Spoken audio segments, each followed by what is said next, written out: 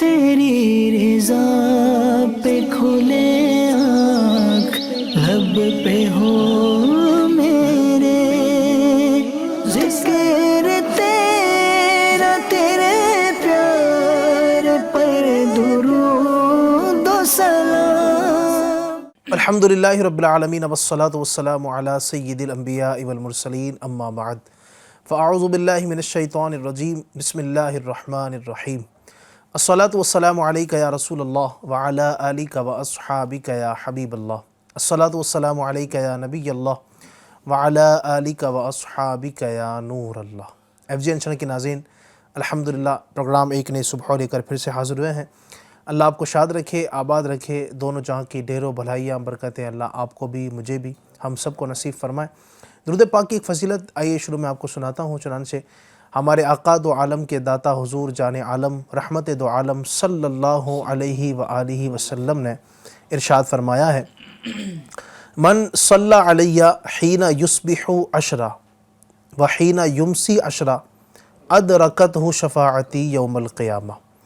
فرماتے ہیں کہ جس نے مجھ پر صبح و شام 10 مرتبہ درود پاک پڑھا، یعنی صبح 10 مرتبہ اور شام کو 10 مرتبہ درود پاک پڑھا، اس بندے کو قیامت کے دن میری شفاعت نصیب ہوگی۔ سبحان اللہ، سبحان اللہ۔ اللہ پاک ہم سب کو نبی اکرم صلی اللہ تعالی علیہ وآلہ وسلم کی شفاعت بروز قیامت نصیب فرمائے۔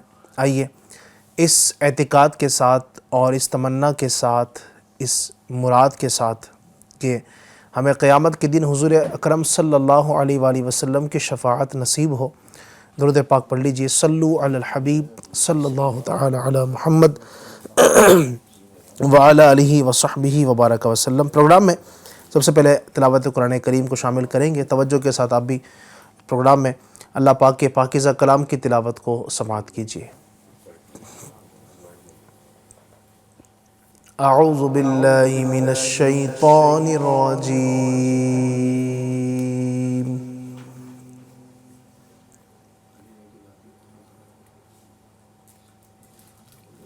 بسم اللہ الرحمن الرحیم۔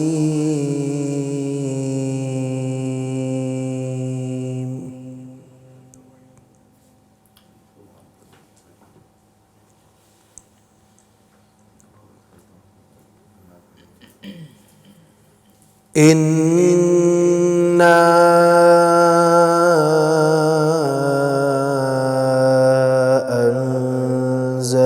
انزلناہ فی لیلۃ القدر۔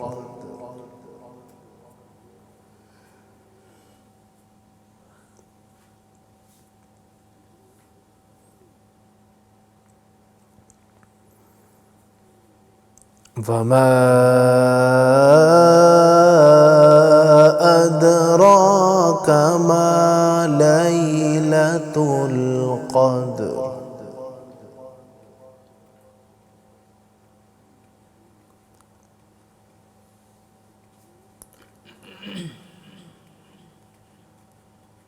ليلة القدر خير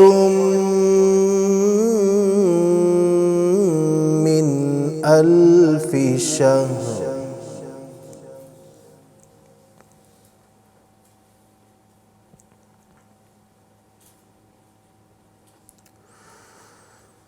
تنزل الملائكة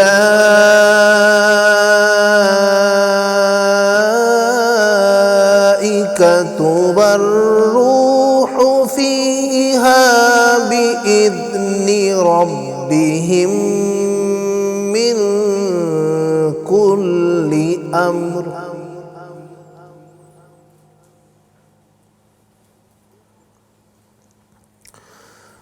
سلام هي حتى مطلع الفجر۔ صدق اللہ العظیم۔ اللہ پاک ہمیں قرآن مجید فرقان حمید کی برکت نصیب فرمائے اور قرآن مجید کے فیضان سے اللہ ہم سب کو مستفیض فرمائے، مالا مال فرمائے۔ ناظرین، آج 18 ذوالحجۃ الحرام ہے بڑا ہی برکتوں عظمتوں والا دن ہے، اور آج کے دن کو ایک عظیم صحابی رسول سے نسبت حاصل ہے۔ سبحان اللہ، وہ صحابی کہ جو اسلام کے تیسرے خلیفہ ہیں اور نبی پاک صلی اللہ تعالی علیہ وآلہ وسلم کے رشتے میں داماد لگتے ہیں، اور ایسے داماد کہ جن کے نکاح میں نبی پاک صلی اللہ علیہ وسلم نے ایک نہیں اپنی 2 بیٹیاں ایک کے بعد ایک عطا فرمائی، جن کے پاس مال تو بہت تھا لیکن ان تمام اموال کو راہ خدا میں خرچ کیا، جن کے پاس حکومت اتنی بڑی کہ آپ پورے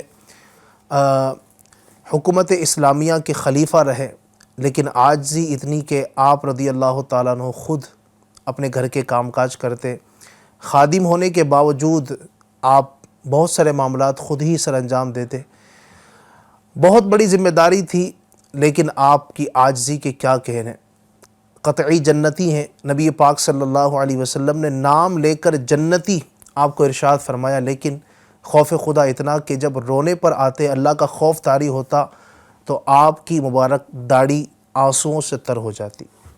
جی ہاں، وہ صحابی رضی اللہ تعالیٰ عنہ کوئی اور نہیں، اسلام کے تیسرے خلیفہ، امیر المؤمنین، خلیفۃ المسلمین، ذو النورین، جامع القرآن، سیدنا عثمان بن عفان رضی اللہ تعالیٰ عنہ۔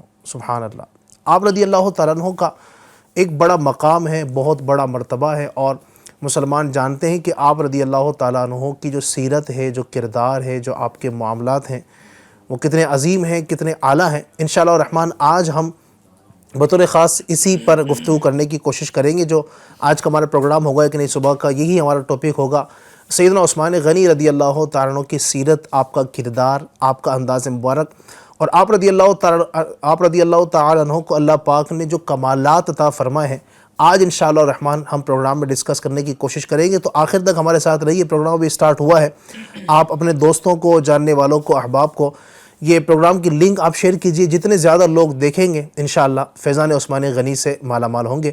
آئیے اس طرف بڑھنے سے پہلے ایک پروگرام میں کلام شامل کرتے ہیں، پھر مزید گفتگو کو آگے بڑھائیں گے انشاءاللہ۔ صلو علی الحبیب صلی اللہ تعالی علی محمد صلی اللہ تعالی علیہ وآلہ وسلم۔ صلی اللہ علیہ یا رسول اللہ وسلم علیک یا حبیب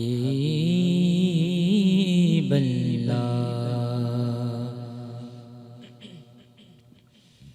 وہ سویلا لزار پھرتے ہیں، وہ سویلا لزار پھرتے ہیں، وہ سویلا لزار پھرتے ہیں، وہ سویلا لزار پھرتے ہیں، وہ سویلا لزار پھرتے ہیں، تیرے دن اے بہار پھرتے ہیں، تیرے دن اے بہار پھرتے ہیں، اور جو تیرے در سے یار پھرتے ہیں، جو تیرے در سے یار پھرتے ہیں، در بدر یوں ہی خار پھرتے ہیں، در بدر یوں ہی خار پھرتے ہیں، اور اس گلی کا گدا ہوں میں جس میں اس گلی کا گدا ہوں میں جس میں مانگتے تاجدار پھرتے ہیں، مانگتے تاجدار پھرتے ہیں، جو تیرے در سے یار پھرتے ہیں، جو تیرے در سے یار پھرتے ہیں، در بدر یوں ہی خار پھرتے ہیں، در بدر یوں ہی خار پھرتے ہیں، اس گلی کا گدا ہوں میں جس میں اس گلی کا گدا ہوں میں جس میں مانگتے تاجدار پھرتے ہیں، مانگتے تاجدار پھرتے ہیں، اور کوئی کیوں پوچھے تیری بات رضا، کوئی کیوں پوچھے تیری بات رضا، تجھ سے کوتے ہزار پھرتے ہیں، تجھ سے چیدہ ہزار پھرتے ہیں، وہ سوے لالزار پھرتے ہیں۔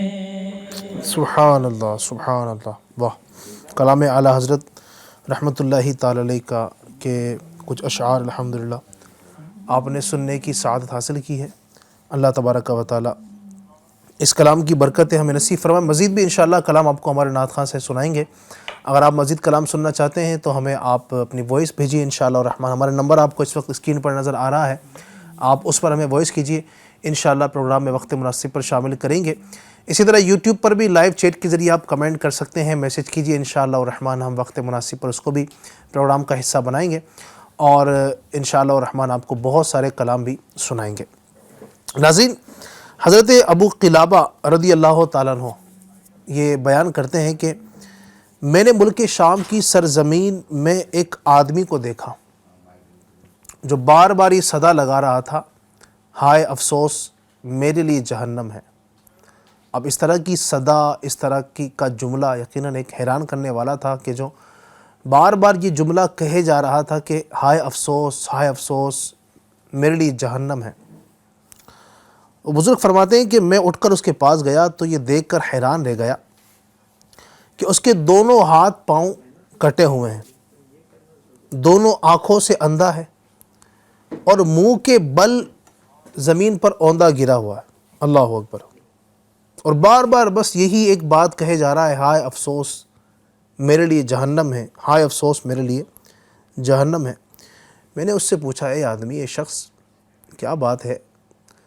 تو پہلے ایک معذور ہے، دیکھ نہیں سکتا، تیرے ہاتھ نہیں ہیں، تیرے پاؤں نہیں ہیں، منہ کے بل اوندا پڑا ہے اور اس طرح کی صدائیں کیوں لگاتا ہے؟ عجیب سی یہ بات ہے اور بڑی سمجھ سے باہر بات ہے کہ یہ باتیں تو بار بار کہے جا رہا ہے کہ ہائے افسوس میرے لیے جہنم ہے۔ جب انہوں نے اس سے یہ پوچھا یہ سن کر اس شخص نے کہا کہ اے شخص میرا حال نہ پوچھ، میں ان بد نصیبوں میں ہوں جو امیر المومنین حضرت سیدنا عثمان غنی رضی اللہ تعالیٰ عنہ کو شہید کرنے کے لیے آپ رضی اللہ تعالیٰ عنہ کے مکان عالی شان میں داخل ہوئے تھے۔ اللہ اکبر۔ میں جب تلوار لے کر قریب پہنچا تو آپ رضی اللہ عنہ کی زوجہ محترمہ مجھے زور زور سے ڈانٹنے لگی، تو میں نے غصے میں آ کر بی بی صاحبہ کو تھپڑ مار دیا۔ اللہ اکبر۔ یہ دیکھ کر حضرت عثمان غنی رضی اللہ تعالی عنہ نے یہ دعا مانگی، اللہ پاک تیرے دونوں ہاتھ اور دونوں پاؤں کاٹے، تجھے اندھا کرے اور تجھ کو جہنم میں جھونک دے۔ 4 آپ نے اس کے لیے یہ دعا فرمائی، ایک تو تیرے ہاتھ کاٹ دے، تیرے پاؤں کاٹ دے، تجھے اندھا کر دے اور تجھے جہنم میں ڈال دے۔ اللہ اکبر۔ تو اس نے کہا کہ اے شخص، امیر المومنین رضی اللہ تعالی عنہ کا پرجلال چہرہ دیکھ کر اور ان کی یہ قاہرانہ دعا سن کر میرے بدن کا ایک ایک رونگٹا کھڑا ہو گیا اور میں خوف سے کانپتا ہوا وہاں سے بھاگ کھڑا ہوا۔ میں حضرت عثمان غنی رضی اللہ عنہ کی 4 دعاؤں میں سے 3 کی زد میں تو آ چکا ہوں۔ تم دیکھ ہی رہے ہو کہ میرے دونوں ہاتھ اور دونوں پاؤں کٹ چکے ہیں اور آنکھیں بھی اندھی ہو چکی ہیں، اور اب صرف 4تھی دعا یعنی میرا جہنم میں داخل ہونا باقی رہ گیا ہے۔ اللہ اکبر۔ 2 جہاں میں دشمن عثمان ذلیل و خوار ہے، بعد مرنے کے عذاب نار کا حقدار ہے۔ اللہ اکبر۔ ناظرین غور کیجئے کہ عثمان غنی رضی اللہ تعالی عنہ جو کہ اسلام کے تیسرے خلیفہ ہیں، آپ رضی اللہ تعالیٰ عنہ کو اللہ تبارک و تعالی نے اتنا بڑا مقام عطا فرمایا، اتنی بڑی آپ کو فضیلتوں سے نوازا، اور آپ رضی اللہ تعالیٰ عنہ سے بغض رکھنے والے، آپ سے جلنے والے، آپ رضی اللہ تعالیٰ عنہ کے حوالے سے غلط باتیں کرنے والے، ان کو اس واقعے سے اندازہ لگانا چاہیے کہ آپ رضی اللہ تعالیٰ عنہ کی جو گستاخی کرتے ہیں ان کا دنیا کے اندر بھی اتنا بھیانک انجام ہوتا ہے، پھر جو آخرت میں انجام ہوگا، جو اللہ تبارک و تعالیٰ کی بارگاہ سے ان کو جو عذاب دیا جائے گا اور جو سزائیں دی جائیں گی، یقیناً وہ سوچ سے بالا تر ہے۔ اللہ پاک ہمیں صحابہ و اہل بیت علیہم رضوان کی سچی پکی محبت نصیب فرمائے، ان کے دامن کرم سے ہمیں ہمیشہ وابستہ رہنے کی توفیق عطا فرمائے۔ آج چونکہ 18 ذو الحجۃ الحرام ہے، شروع کے اندر بھی میں نے عرض کیا کہ آج حضرت سیدنا ذو النورین جامع القرآن حضرت سیدنا عثمان بن عفان رضی اللہ تعالی عنہ کا یوم عرس ہے۔ اعلیٰ حضرت عظیم البرکت رحمۃ اللہ تعالی ارشاد فرماتے ہیں کہ نور کی سرکار سے پایا دوشالہ نور کا، ہو مبارک ذو النورین تم کو جوڑا نور کا۔ سبحان اللہ، ہو مبارک تم کو ذو النورین جوڑا نور کا۔ تو آج انہی کی نسبت سے آئیے پروگرام میں کچھ باتیں عثمان غنی رضی اللہ تعالیٰ عنہ کے حوالے سے شامل کرتے ہیں۔ ہمارے ساتھ 2 پیارے پیارے اہم گیسٹ بھی ہوتے ہیں، آج بھی ہمارے ساتھ 2 گیسٹ ہیں، آئیے ان کی طرف بڑھتے ہیں۔ سب سے پہلے بڑھوں گا عارف بھائی کی جانب۔ عارف بھائی، آج عثمان غنی رضی اللہ عنہ کا مبارک عرس پاک ہے، کیا فرمائیں گے؟ آپ کا کچھ ابتدائی تعارف بھی اگر آپ بیان فرمائیں۔ بسم اللہ الرحمن الرحیم صلی اللہ علیہ محمد صلی اللہ علیہ وسلم۔ یہ یقیناً بڑی سعادت کی بات ہے کہ ہم جو ہے وہ صحابہ اور اہل بیت کا ذکر خیر کرتے ہیں، الحمدللہ، اور یہ ذکر خیر ہماری سعادت میں آیا، یہ یقیناً یعنی میری نیت ہے کہ انشاءاللہ آج میں جو ہے اس نعمت پر سجدہ شکر بھی ادا کروں گا، سبحان اللہ، سبحان اللہ، کہ کیا بات۔ یقیناً آپ ظاہر ہے یہ 18 ذو الحجۃ الحرام 35 سن ہجری میں 35 سن ہجری میں جو ہے وہ آپ نے پردہ فرمایا، آپ کو جو ہے وہ آپ کے مکان عالی شان میں جو ہے وہ شہید کیا گیا حضرت عثمان غنی رضی اللہ تعالیٰ عنہ کو۔ لیکن آپ کا جو لائف سٹائل اور آپ کی جو زندگی گزارنے کا انداز تھا نا، وہ یقیناً ہمارے لیے سیکھنے کو بہت کچھ ہے الحمدللہ۔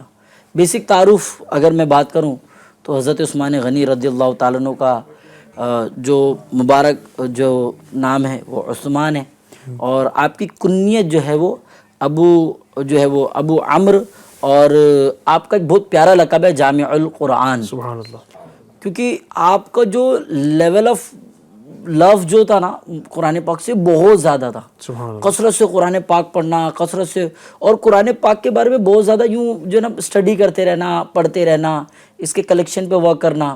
جیسے دنیاوی اعتبار سے تھیسس لکھی جاتی ہے، پی ایچ ڈی کی جاتی ہے، تو تھیسس میں کیا ہوتا ہے کہ الگ الگ تھیسس کو کلیکٹ کیا جاتا ہے اور اس پر جو ہے ورکنگ کی جاتی ہے۔ لیکن حضرت عثمان غنی رضی اللہ تعالیٰ عنہ کا یہ انداز مبارکہ تھا کہ آپ قرآن پاک سے اتنی زیادہ محبت کیا کرتے تھے کہ آپ کا ایک الگ لیول آف کلیکشن تھا قرآن پاک کو لے کر، اور آپ نے جو ہے ظاہر ہے وہ قرآن پاک چونکہ الگ الگ سچویشنز میں موجود تھا تو وہاں سے اس کو کلیکٹ کرنا اور جمع کرنا اور امت تک پہنچانا، یہ آپ کا ایک بڑا جو ہے وہ وے آف ورکنگ تھا امت کے لیے، الحمدللہ رب العالمین۔ پھر ظاہر ہے آپ نے جو شعر پڑھا تو یقیناً ذو النورین، یہ بڑا پیارا لقب ماشاءاللہ، دو نور والا صحابی، کیا بات، سبحان اللہ۔ میں پچھلے دنوں افطار اجتماع جو دعوت اسلامی انڈیا کے ہوتے ہیں اس میں بیان کر رہا تھا، تو افطار اجتماع کے بعد کسی نے مجھے پوچھا کہ ذو النورین کے 3-4 آپ نے بتایا، تو اگر میرے کو کسی کو بتانا رہے گا تو میں کیا بتاؤں کہ ان کو ذو النورین کیوں کہتے ہیں؟ تو میں نے کہا دیکھو ایسا ہے کہ بہت زیادہ کلام نہیں کرتا کیونکہ یہ ذو النورین ہے اس لیے ان کو ذو النورین کہتے ہیں، دیٹس اٹ۔ آپ کیوں کالی کالی کھودتے ہو کہ کیوں کہتے ہیں؟ 3-4 دلیل تو وہاں ماشاءاللہ ڈسکرائب ہو گئی۔ ایک تو بیسک یہی ہے کہ آپ رضی اللہ تعالیٰ عنہ کے نکاح میں نبی پاک صلی اللہ تعالیٰ علیہ وآلہ وسلم کی 2 شہزادیاں جو ہے وہ ایک کے بعد دیگر نکاح میں جو ہے وہ آئیں، تو اس برکت سے بھی جو 2 نور تشریف لائے، تو جو 2 نور والا صحابی آپ کو کہا جاتا ہے جو کہ عوام الناس میں بیسیکلی مشہور ہے۔ تو مجھے ایسا لگتا ہے کہ اس کانسپیریسی میں پڑھنے سے بہتر ہے کہ چونکہ آپ ذو النورین ہے اس لیے آپ کو ذو النورین کہا جاتا ہے، دیٹس اٹ۔ تو اور یہ جو فضیلت ہے آپ کی عارف بھائی، سبحان اللہ، ناظرین غور کیجیے گا، یہ ایک ایسی فضیلت ہے ذو النورین، یعنی 2 نور والے نبی پاک صلی اللہ علیہ وسلم کی 2 صاحبزادیاں آپ کے نکاح میں آئی، یہ ایسی فضیلت ہے جو عالم میں نہ ان سے پہلے کسی کو حاصل ہوئی، نہ ان کے وقت میں کسی کو حاصل ہوئی، نہ قیامت تک کسی کو حاصل ہو سکتی، یعنی انبیاء کرام کی مبارک شہزادیوں سے اور بھی یقیناً لوگوں نے نکاح کیے، اس کا انکار نہیں ہے، ان کی صاحبزادیوں کے نکاح ہوئے، لیکن کسی نبی کی 2 صاحبزادیاں کسی شخص کے نکاح میں آئی ہوں، ایسا کوئی شخص نہیں گزرا ہے سوائے عثمان غنی کے۔ تو یہ ایسی فضیلت ہے جو کائنات عالم میں تنہا سیدنا عثمان غنی رضی اللہ عنہ کو حاصل ہے، سبحان اللہ۔ یوں بھی عرب میں پرسنالٹیز جو ہے نا، پرسنالٹی یہ بہت زیادہ ریکگنائز اور اچھا یہ بھی ایسا ہے، روایتیں ملتی ہیں اس میں بھی عارف بھائی کہ نبی پاک ارشاد فرماتے اگر 40 بیٹیاں ہوتی میری تو ایک ایک کر کے میں عثمان کے نکاح میں دے دیتا۔ اصل میں وہی کنیکٹ کر رہا تھا کہ پرسنالٹی بہت میٹر کرتی ہے۔ جی ہاں، آپ یعنی سامنے کچھ ہیں اور بعد میں کچھ ہے نا، تو کبھی نہ کبھی اگر بعد میں کچھ ہے نا تو یعنی تنہائی الگ ہے اور ظاہر الگ ہے، تو وہ تنہائی کا کچھ نہ کچھ امپیکٹ آپ کی ظاہر پہ آ ہی جاتا ہے۔ لیکن آپ ایسے اچھا اسلام قبول کرنے یعنی یوں سے پہلے بھی آپ کی جو ہے وہ عادت مبارکہ تھی، آپ نے کوئی غلط کام نہیں کیا، آپ نے شراب نہیں پی، آپ نے کوئی یہ اس طرح کا جو ہے وہ گناہ کبیرہ والے اس طرح کے معاملات، اور جو جس کو عوام الناس میں غلط کام جو ہے وہ مشہور ہے، اس طرح کے کوئی کام آپ سے صادر ہی نہیں ہوئے، یہ الحمدللہ آپ خود فرما رہے ہیں۔ اور یقیناً لوگوں نے دیکھا، اور پھر آپ کا عثمان غنی ہونا، یعنی اتنا یعنی ایک غنی کا ہونا، کیونکہ مال بیسیکلی نا جیسے ہم لوگ دنیاوی اعتبار سے دیکھتے ہیں، مجھے جو ہے نا وہ میرا ابو بھی یوں سمجھاتے تھے کہ مال والے اور علم والے اس کے سامنے نا تھوڑا سا یوں سٹیبل رہنے کا۔ میرا ابو ریزن کیا ہے، تو مال اور علم والا جو ہوتا ہے نا وہ بیسیکلی اپنے آپ کو منشن کرنے کا، یعنی یہ سب کے لیے نہیں ہے، ان کا ابا کا ایک اپنا آبزرویشن تھا کہ مجھے ایسا لگتا ہے، یعنی ابو کا یوں تھا کہ آبزرویشن تھا کہ بیسیکلی مال یا علم جو ہے نا بندے کے لیے جو سعادت کی بات ہے، تو امتحان بھی ہے کہ مال اللہ کی راہ میں خرچ ہو، پھر علم میں بھی علم نافع ہو اور وہ علم سے پھر لوگ بھی فائدہ اٹھائے، پھر وہ اپنے علم میں خود عمل کرتا ہوں، تو بہت سارے پہلو ہوتے ہیں۔ ٹھیک ہے، سو اس پرپس میں بھی پھر اتنا مال ہونے کے بعد بھی آپ نے صرف اللہ پاک کی راہ میں اس کو خرچ کرنے کو اتنا پسند کیا، اتنا پسند کیا کہ عثمان صرف کوئی نہیں بولتا، اگر بولے گا تو عثمان غنی بولے گا، یعنی آپ کے نام کا گویا حصہ بن گیا، ایسا مطلب وہ یعنی آپ کی پرسنالٹی کو جو ڈسکرائب کرتا ہے نا وہ عثمان غنی۔ ٹھیک ہے، تو وہ جو آپ کا جو وصف ہے سخاوت، وہ سخاوت آپ کے نام کے ساتھ مینشن ہو گیا کہ بھائی کیوں غنی، کیونکہ یہ ہے غنی، یہ لوگوں میں یوں سخاوت کرتے ہیں، لوگوں کے ساتھ یوں بھلائی کرتے ہیں،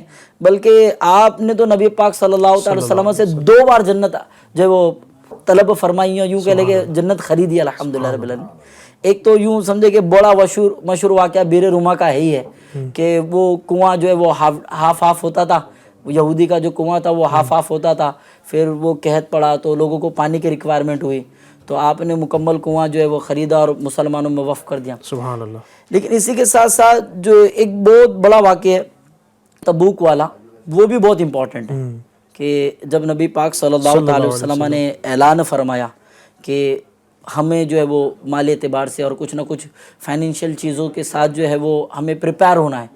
تو صحابہ کرام علیہم رضوان کو نبی پاک صلی اللہ تعالی وسلم نے جو ہے وہ چیریٹی کی ڈونیشن کی ترغیب دلائی الحمدللہ.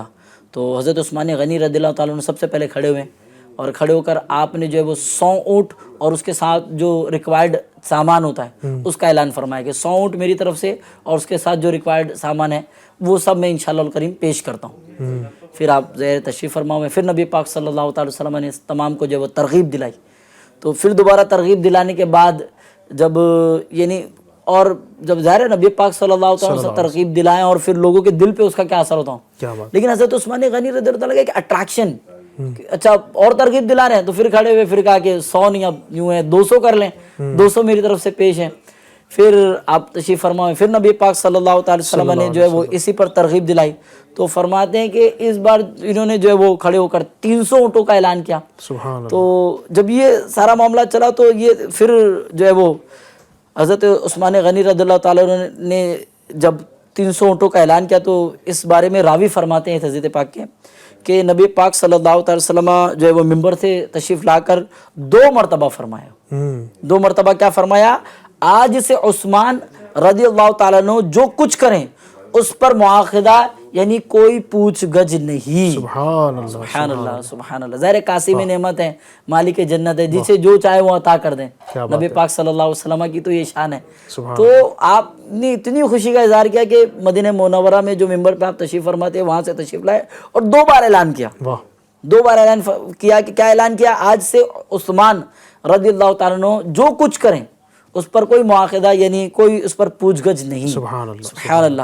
تو یقیناً حضرت عثمان غنی رضی اللہ تعالیٰ کا مرتبہ تو بہت اعلیٰ ہے بہت اعلیٰ. یقیناً پیشوائے کیا ہے اصفیہ ایسا کچھ وہ شعر ہے ماشاءاللہ. آپ رضی اللہ تعالیٰ عنہ کے یہ کمالات اور یہ جو فضائل چل رہے ہیں سبحان اللہ اور یہ فضائل ہے جو ہم الحمدللہ بیان کرتے ہیں اور بیان کرتے رہیں گے انشاءاللہ الرحمن. کہ ہمیں تو اعلیٰ حضرت نے یہی بتایا نا کہ اہل سنت کا ہے بیڑا پار اصحاب حضور نجم ہے اور ناؤ ہے عطرت رسول اللہ. نبی پاک صلی اللہ علیہ وآلہ وسلم کے تمام صحابہ ہی جنتی ہیں اور امیر علیہ سنت نے بڑا ہی پیارا اور شاندار نعرہ ہمیں عطا فرمایا ہے ہر صحابی نبی جنتی جنتی حضرت عثمان بھی جنتی جنتی. یہ بالکل قطعی جنتی ہے. نبی پاک صلی اللہ علیہ وسلم نے نام لے کر ان کو جنتی فرمایا. اب جس کو نبی پاک نام لے کر جنتی فرما دے تو ہماری اور آپ کی کیا مجال کہ ہم ان کے حوالے سے کلام کریں. ایک واقعہ میں نے پڑھا مظفر بھائی حضرت سیدنا امام اعظم ابو حنیفہ رضی اللہ عنہ کے دور کا یہ واقعہ تھا کہ ایک شخص جو ہے عارف بھائی وہ ایسا بندہ تھا جو عثمان غنی رضی اللہ تعالی عنہ کو مسلمان نہیں سمجھتا تھا. ان کو مطلب ایمان والا نہیں سمجھتا تھا اور حالانکہ وہ خود اپنے آپ کو مسلمان کہتا تھا لیکن وہ حضرت عثمان غنی رضی اللہ تعالیٰ عنہ کے حوالے سے اس طرح کی کمزور باتیں کرتا تھا. اب سیدنا امام اعظم ابو حنیفہ رضی اللہ تعالیٰ عنہ کے پاس جب یہ خبر پہنچی تو آپ گئے اس کو سمجھانے کے لیے. اب امام اعظم تو امام اعظم ہے سبحان اللہ. آپ کے سمجھانے کا انداز دلائل دینے کا انداز آپ اس کے پاس گئے اور کہا کہ میں آپ کی بیٹی کے لیے ایک رشتہ لے کر آیا ہوں. اور اچھا اس نے کہا کیسا رشتہ ہے؟ کہا کہ رشتہ بہت شاندار ہے جس سے رشتہ ہوگا تمہاری بیٹی کا وہ بڑا نیک نمازی متقی پرہیزگار اس کے اندر بہت ساری صفات ہیں اور بڑا کمال کا وہ شخص ہے. اس نے کہا اچھا یہ صفات ہیں یہ صفات ہیں یہ کمالات ہیں. انہوں نے کہا بالکل اب اگر ایسا داماد مجھے ملے گا تو میں کیوں نہیں اپنی بیٹی کی شادی کروں گا. بالکل کروں گا. حافظ قرآن بھی ہے حافظ قرآن بھی ہے ہاں سب کچھ اس کے اندر ہے. تو امام اعظم نے جب یہ سب اوصاف بیان کیے تو بہت خوش ہوا کہ اس سے تو ہماری خاندان میں عزت ہوگی اتنا اچھا داماد ملے گا ہمیں ہماری بیٹی اس کے گھر میں جائے گی. تو کہا بالکل بتائیے کون ہے میں اس سے اپنی بیٹی کا نکاح کرنا چاہتا ہوں. آپ نے کہا یہ ساری باتیں تو ہیں لیکن ایک کمی اس کے اندر ہے. کمی کیا ہے؟ کمی یہ ہے کہ وہ بندہ جو ہے وہ ایمان والا نہیں ہے. اس نے یہ سنا تو وہ غصے میں آ گیا اور کہا کہ آپ مجھ سے مذاق کرتے ہو یہ کیسی بات کرتے ہو. ایمان والا جو نہیں ہے جو صاحب ایمان نہیں اس کے ساتھ اپنی بیٹی کا نکاح میں کروں گا. آپ نے مجھے اتنا گھٹیا سمجھ رکھا ہے. امام اعظم نے اسے ٹھنڈا کیا اور کہا کہ بات دراصل یہ نہیں ہے. تم اپنی بیٹی کا نکاح ایسے بندے کے ساتھ نہیں کر سکتے جو ایمان والا نہیں ہے۔ نبی پاک صلی اللہ علیہ وسلم اپنی ایک نہیں 2 بیٹیوں کو اس شخص کی نکاح میں کیسے دے سکتے ہیں جو ایمان والا نہیں ہو؟ اور تو کہتا ہے کہ عثمان غنی رضی اللہ عنہ ایمان والے نہیں ہیں، نبی پاک صلی اللہ علیہ وسلم اپنی 2 بیٹیوں کو اس کی نکاح میں کیسے دے سکتے ہیں؟ جب تجھے گوارا نہیں ہے جی تو سرکار نے کیسے گوارا فرمایا ہوگا؟ تجھے یہ پسند نہیں کہ کوئی غیر مسلم جو ہے، کوئی ایمان والا نہیں ہے، وہ بیٹی ہے، وہ داماد بن جائے اور بیٹی اس کی نکاح میں دی جائے، تو سرکار صلی اللہ علیہ وسلم نے کیسے اس کو پسند فرمایا، گوارا فرمایا؟ تو یہ جو آپ کی دلیل تھی نا، تو یہ اس کو بڑی سمجھ میں آئی، اور پھر جو ہے نا وہ اس دلیل کی برکت سے الحمدللہ اس نے توبہ کی اور سیدنا عثمان غنی رضی اللہ عنہ کا مداح خواہ ہو گیا۔ تو یہ آپ رضی اللہ عنہ کی ذہانت بھی ہے امام اعظم کی، اور سیدنا عثمان غنی رضی اللہ عنہ کے تو چونکہ بڑے فضائل ہیں، برکتیں ہیں۔ آپ رضی اللہ عنہ چونکہ صحابی رسول بھی ہیں، نبی پاک کے داماد بھی ہیں، تو آپ کا عشق رسول، آپ کے جو کمالات میں ایک بڑی چیز ہے آپ کا عشق رسول، آپ کا اتباع رسول، یہ کس طرح آپ بیان کریں گے اس کو؟ یہ جو گفتگو چل رہی ہے، ناظرین بھی یہ سوچ رہے ہوں گے، یکے بعد دیگرے اور 2 بیٹیوں کا جو نکاح، تو تھوڑی وضاحت میں جو پیش کرنا چاہوں گا کہ عام طور پہ تو یہی قاعدہ ہے کہ دو بیٹیوں کو یا 2 سگی بہنوں کو ایک نکاح میں رکھنا، ایک ہی وقت میں نکاح میں رکھنا یہ حرام ہے۔ ہاں، کسی کا اگر انتقال ہو جائے، ایک بہن سے کسی کی ایک لڑکی سے نکاح ہوا اور اب اس لڑکی کا انتقال ہو گیا، اس کی زندگی میں تو پھر اس کی بہن سے جو ہے پھر سے نکاح نہیں ہو سکتا، دوسرا نکاح، لیکن اس کا انتقال ہونے کے بعد پھر دوسری شہزادی کا نکاح کرنا، تو جیسا آپ نے بھی بتایا کہ حضرت آدم علیہ السلام سے لے کر انبیاء کرام کی الحمدللہ جو شہزادیاں بھی ہوئی ہے، دیگر نبیوں کے بھی جو ہے اس میں آئے، حصے میں نکاح میں آئی، لیکن کسی بھی شخص کو یہ سعادت نہیں ملی کہ یکے بعد دیگر، یعنی ایک بیٹی سے نکاح ہوتا تھا، پھر اس کی عمر طویل ان کی ہوتی ہوگی کہ ان کا انتقال ہو جائے، دوسری بیٹی بھی موجود ہو اور دوسری بیٹی کا بھی نکاح ان سے کر دیا جائے، تو یہ معاملہ حضرت عثمان غنی رضی اللہ عنہ کے حصے میں ہی آیا ہے۔ تو ناظرین بھی جو اس پر بیان بھی کریں، اگر دوسروں کو بتائیں، تو یہ بھی یکے بعد دیگرے اسی لیے کہا جاتا ہے کہ ایک ہی وقت میں 2 بیٹیاں نہیں تھیں، ایک کے انتقال ہونے کے بعد دوسری بیٹی جو ہے وہ نکاح میں آئی۔ حضرت عثمان غنی رضی اللہ تعالیٰ عنہ زبردست صحابی رسول، عاشق رسول اور اتباع رسول کا زبردست جذبہ تھا۔ سبحان اللہ۔ ہمارے آقا صلی اللہ علیہ وسلم کے صحابہ یہ ایسے قریب، یعنی گھر کے حساب سے بھی، خاندان کے حساب سے بھی قریب ہے، قریش کے اعتبار سے بھی قریب ہے، اور الحمدللہ یہ جب ان کو یہ شرف حاصل ہوا، یکے بعد دیگرے جو ہے نکاح کے اندر ان کی جو سرکار صلی اللہ علیہ وسلم کی شہزادیاں موجود ہیں، تو ایسے بھی قریب، اور جو بھی صحابہ تھے اس وقت وہ ایسے عاشق تھے کہ نبی کی ایک ایک اداؤں کو اپناتے تھے۔ سبحان اللہ۔ تو انہی میں حضرت عثمان غنی رضی اللہ تعالیٰ عنہ بھی تھے کہ آپ نے ایک مرتبہ مسجد کے دروازے پر بیٹھ کر بکری کی دستی کا گوشت منگوایا۔ بکری کے جو آگے کے حصے کا گوشت ہوتا ہے بڑا لذیذ ہوتا ہے، عمدہ ہوتا ہے، آپ نے گوشت منگوایا اور اس کو کھایا، تناول فرمایا، اور بغیر تازہ وضو کیے نماز ادا کی۔ مسجد کے دروازے پر بیٹھ کر یہ منگوایا خاص طور پر، اور کھایا، اور پھر اس کے بعد بغیر، چونکہ اس طرح سے کھانے سے وضو وغیرہ نہیں ٹوٹتا، وضو جو ہے قائم وہ قائم رہتا ہے، کوئی تازہ وضو الگ سے کرنا چاہے تو الگ بات ہے، لیکن آپ نے یہ انداز کیوں اپنایا، یہ سب کیا، اور اس کے بعد ارشاد فرمایا کہ ہمارے آقا صلی اللہ علیہ وسلم نے بھی اس طرح سے کیا تھا، میں نے ایک مرتبہ دیکھا تھا، تو آپ نے اس طرح سے کیا تھا، تو اسی لیے میں بھی یہ کر کے اپنے نبی کی سنت کو ادا کروں۔ سبحان اللہ۔ یعنی جو ریگولر سنتیں ہیں، جو متواتر سنتیں ہیں، جو کنٹینیو ہے، جو ہے وہ تو ہے سلسلہ، سرکار صلی اللہ علیہ وسلم نے کبھی کبھی اگر کچھ ادا کیا ہونا تو وہ اداؤں کو بھی ادا کیا کرتے تھے۔ اسی طرح ایک مرتبہ حضرت عثمان غنی رضی اللہ تعالیٰ عنہ نے وضو فرمایا، اور وضو کرنے کے بعد آپ جو ہے مسکرانے لگے۔ سبحان اللہ۔ مسکرانے لگے، آپ نے تبسم فرمایا، خندہ ہوئے، پھر خود ہی آپ نے پوچھا، یعنی یہ ہمارے اسلاف کا انداز کیسا ہوتا تھا کہ اگر کوئی بات لوگوں کو سمجھ میں نہیں ہے، بعض لوگ تو نوٹس کر لیتے، خود اتنے وہ واچ رکھتے ہیں کہ آپ نے یہ کیوں کیا، یہ کیوں کیا، سوال پوچھ لیتے۔ بعض اوقات اگر کسی نے توجہ نہیں دی اور کوئی عمل ایسا ہوتا ہے کہ وہ ترغیب دلانے والا ہوتا ہے تو صحابہ کرام اس کی طرف اشارہ بھی کرتے تھے۔ آپ نے خود جو ہے فرمایا کہ آپ لوگوں کو پتہ ہے میں نے ایسا کیوں کیا، وضو کرنے کے بعد میں تبسم کیوں کر رہا ہوں, میں مسکرا کیوں رہا ہوں, کہ ہمارے آقا صلی اللہ علیہ وسلم نے بھی اس مقام پر جو ہے وضو فرمایا تھا, اور وضو فرمانے کے بعد آپ نے تبسم فرمایا تھا, تو میں اسی ادا کو ادا کر رہا ہوں. سبحان اللہ. اس کو شاعر نے کہا کہ وضو کر کے خندہ ہوئے شاہ عثمان, وضو کر کے خندہ مسکرائے ہنسے آپ, وضو کر کے خندہ ہوئے شاہ عثمان, کہا کیوں تبسم بھلا کر رہا ہوں, کہ میں تبسم کیوں کر رہا ہوں. پھر جواب سوال مخاطب دیا یوں کہ کسی کی ادا کو ادا کر رہا ہوں. سبحان اللہ. یہ انداز تھا کہ جو نمازیں ہیں, نمازوں کی پابندی, فرائض کی پابندی, واجبات کی پابندی, نوافل کی پابندی, اس کے ساتھ ساتھ سرکار صلی اللہ علیہ وسلم کی وہ ادائیں جو کبھی کبھی آپ نے کیا اور اس کی تاکید نہیں فرمائی کہ تم بھی ایسا کرو. اسی طرح ایک صحابی رضی اللہ تعالیٰ عنہ تھے, ایک موقع پر دعوت میں سب جمع تھے, سرکار صلی اللہ علیہ وسلم تشریف فرما تھے, اور گوشت کے اندر کدو شریف, لوکی شریف بھی جو ہے سالن کے اندر موجود تھی.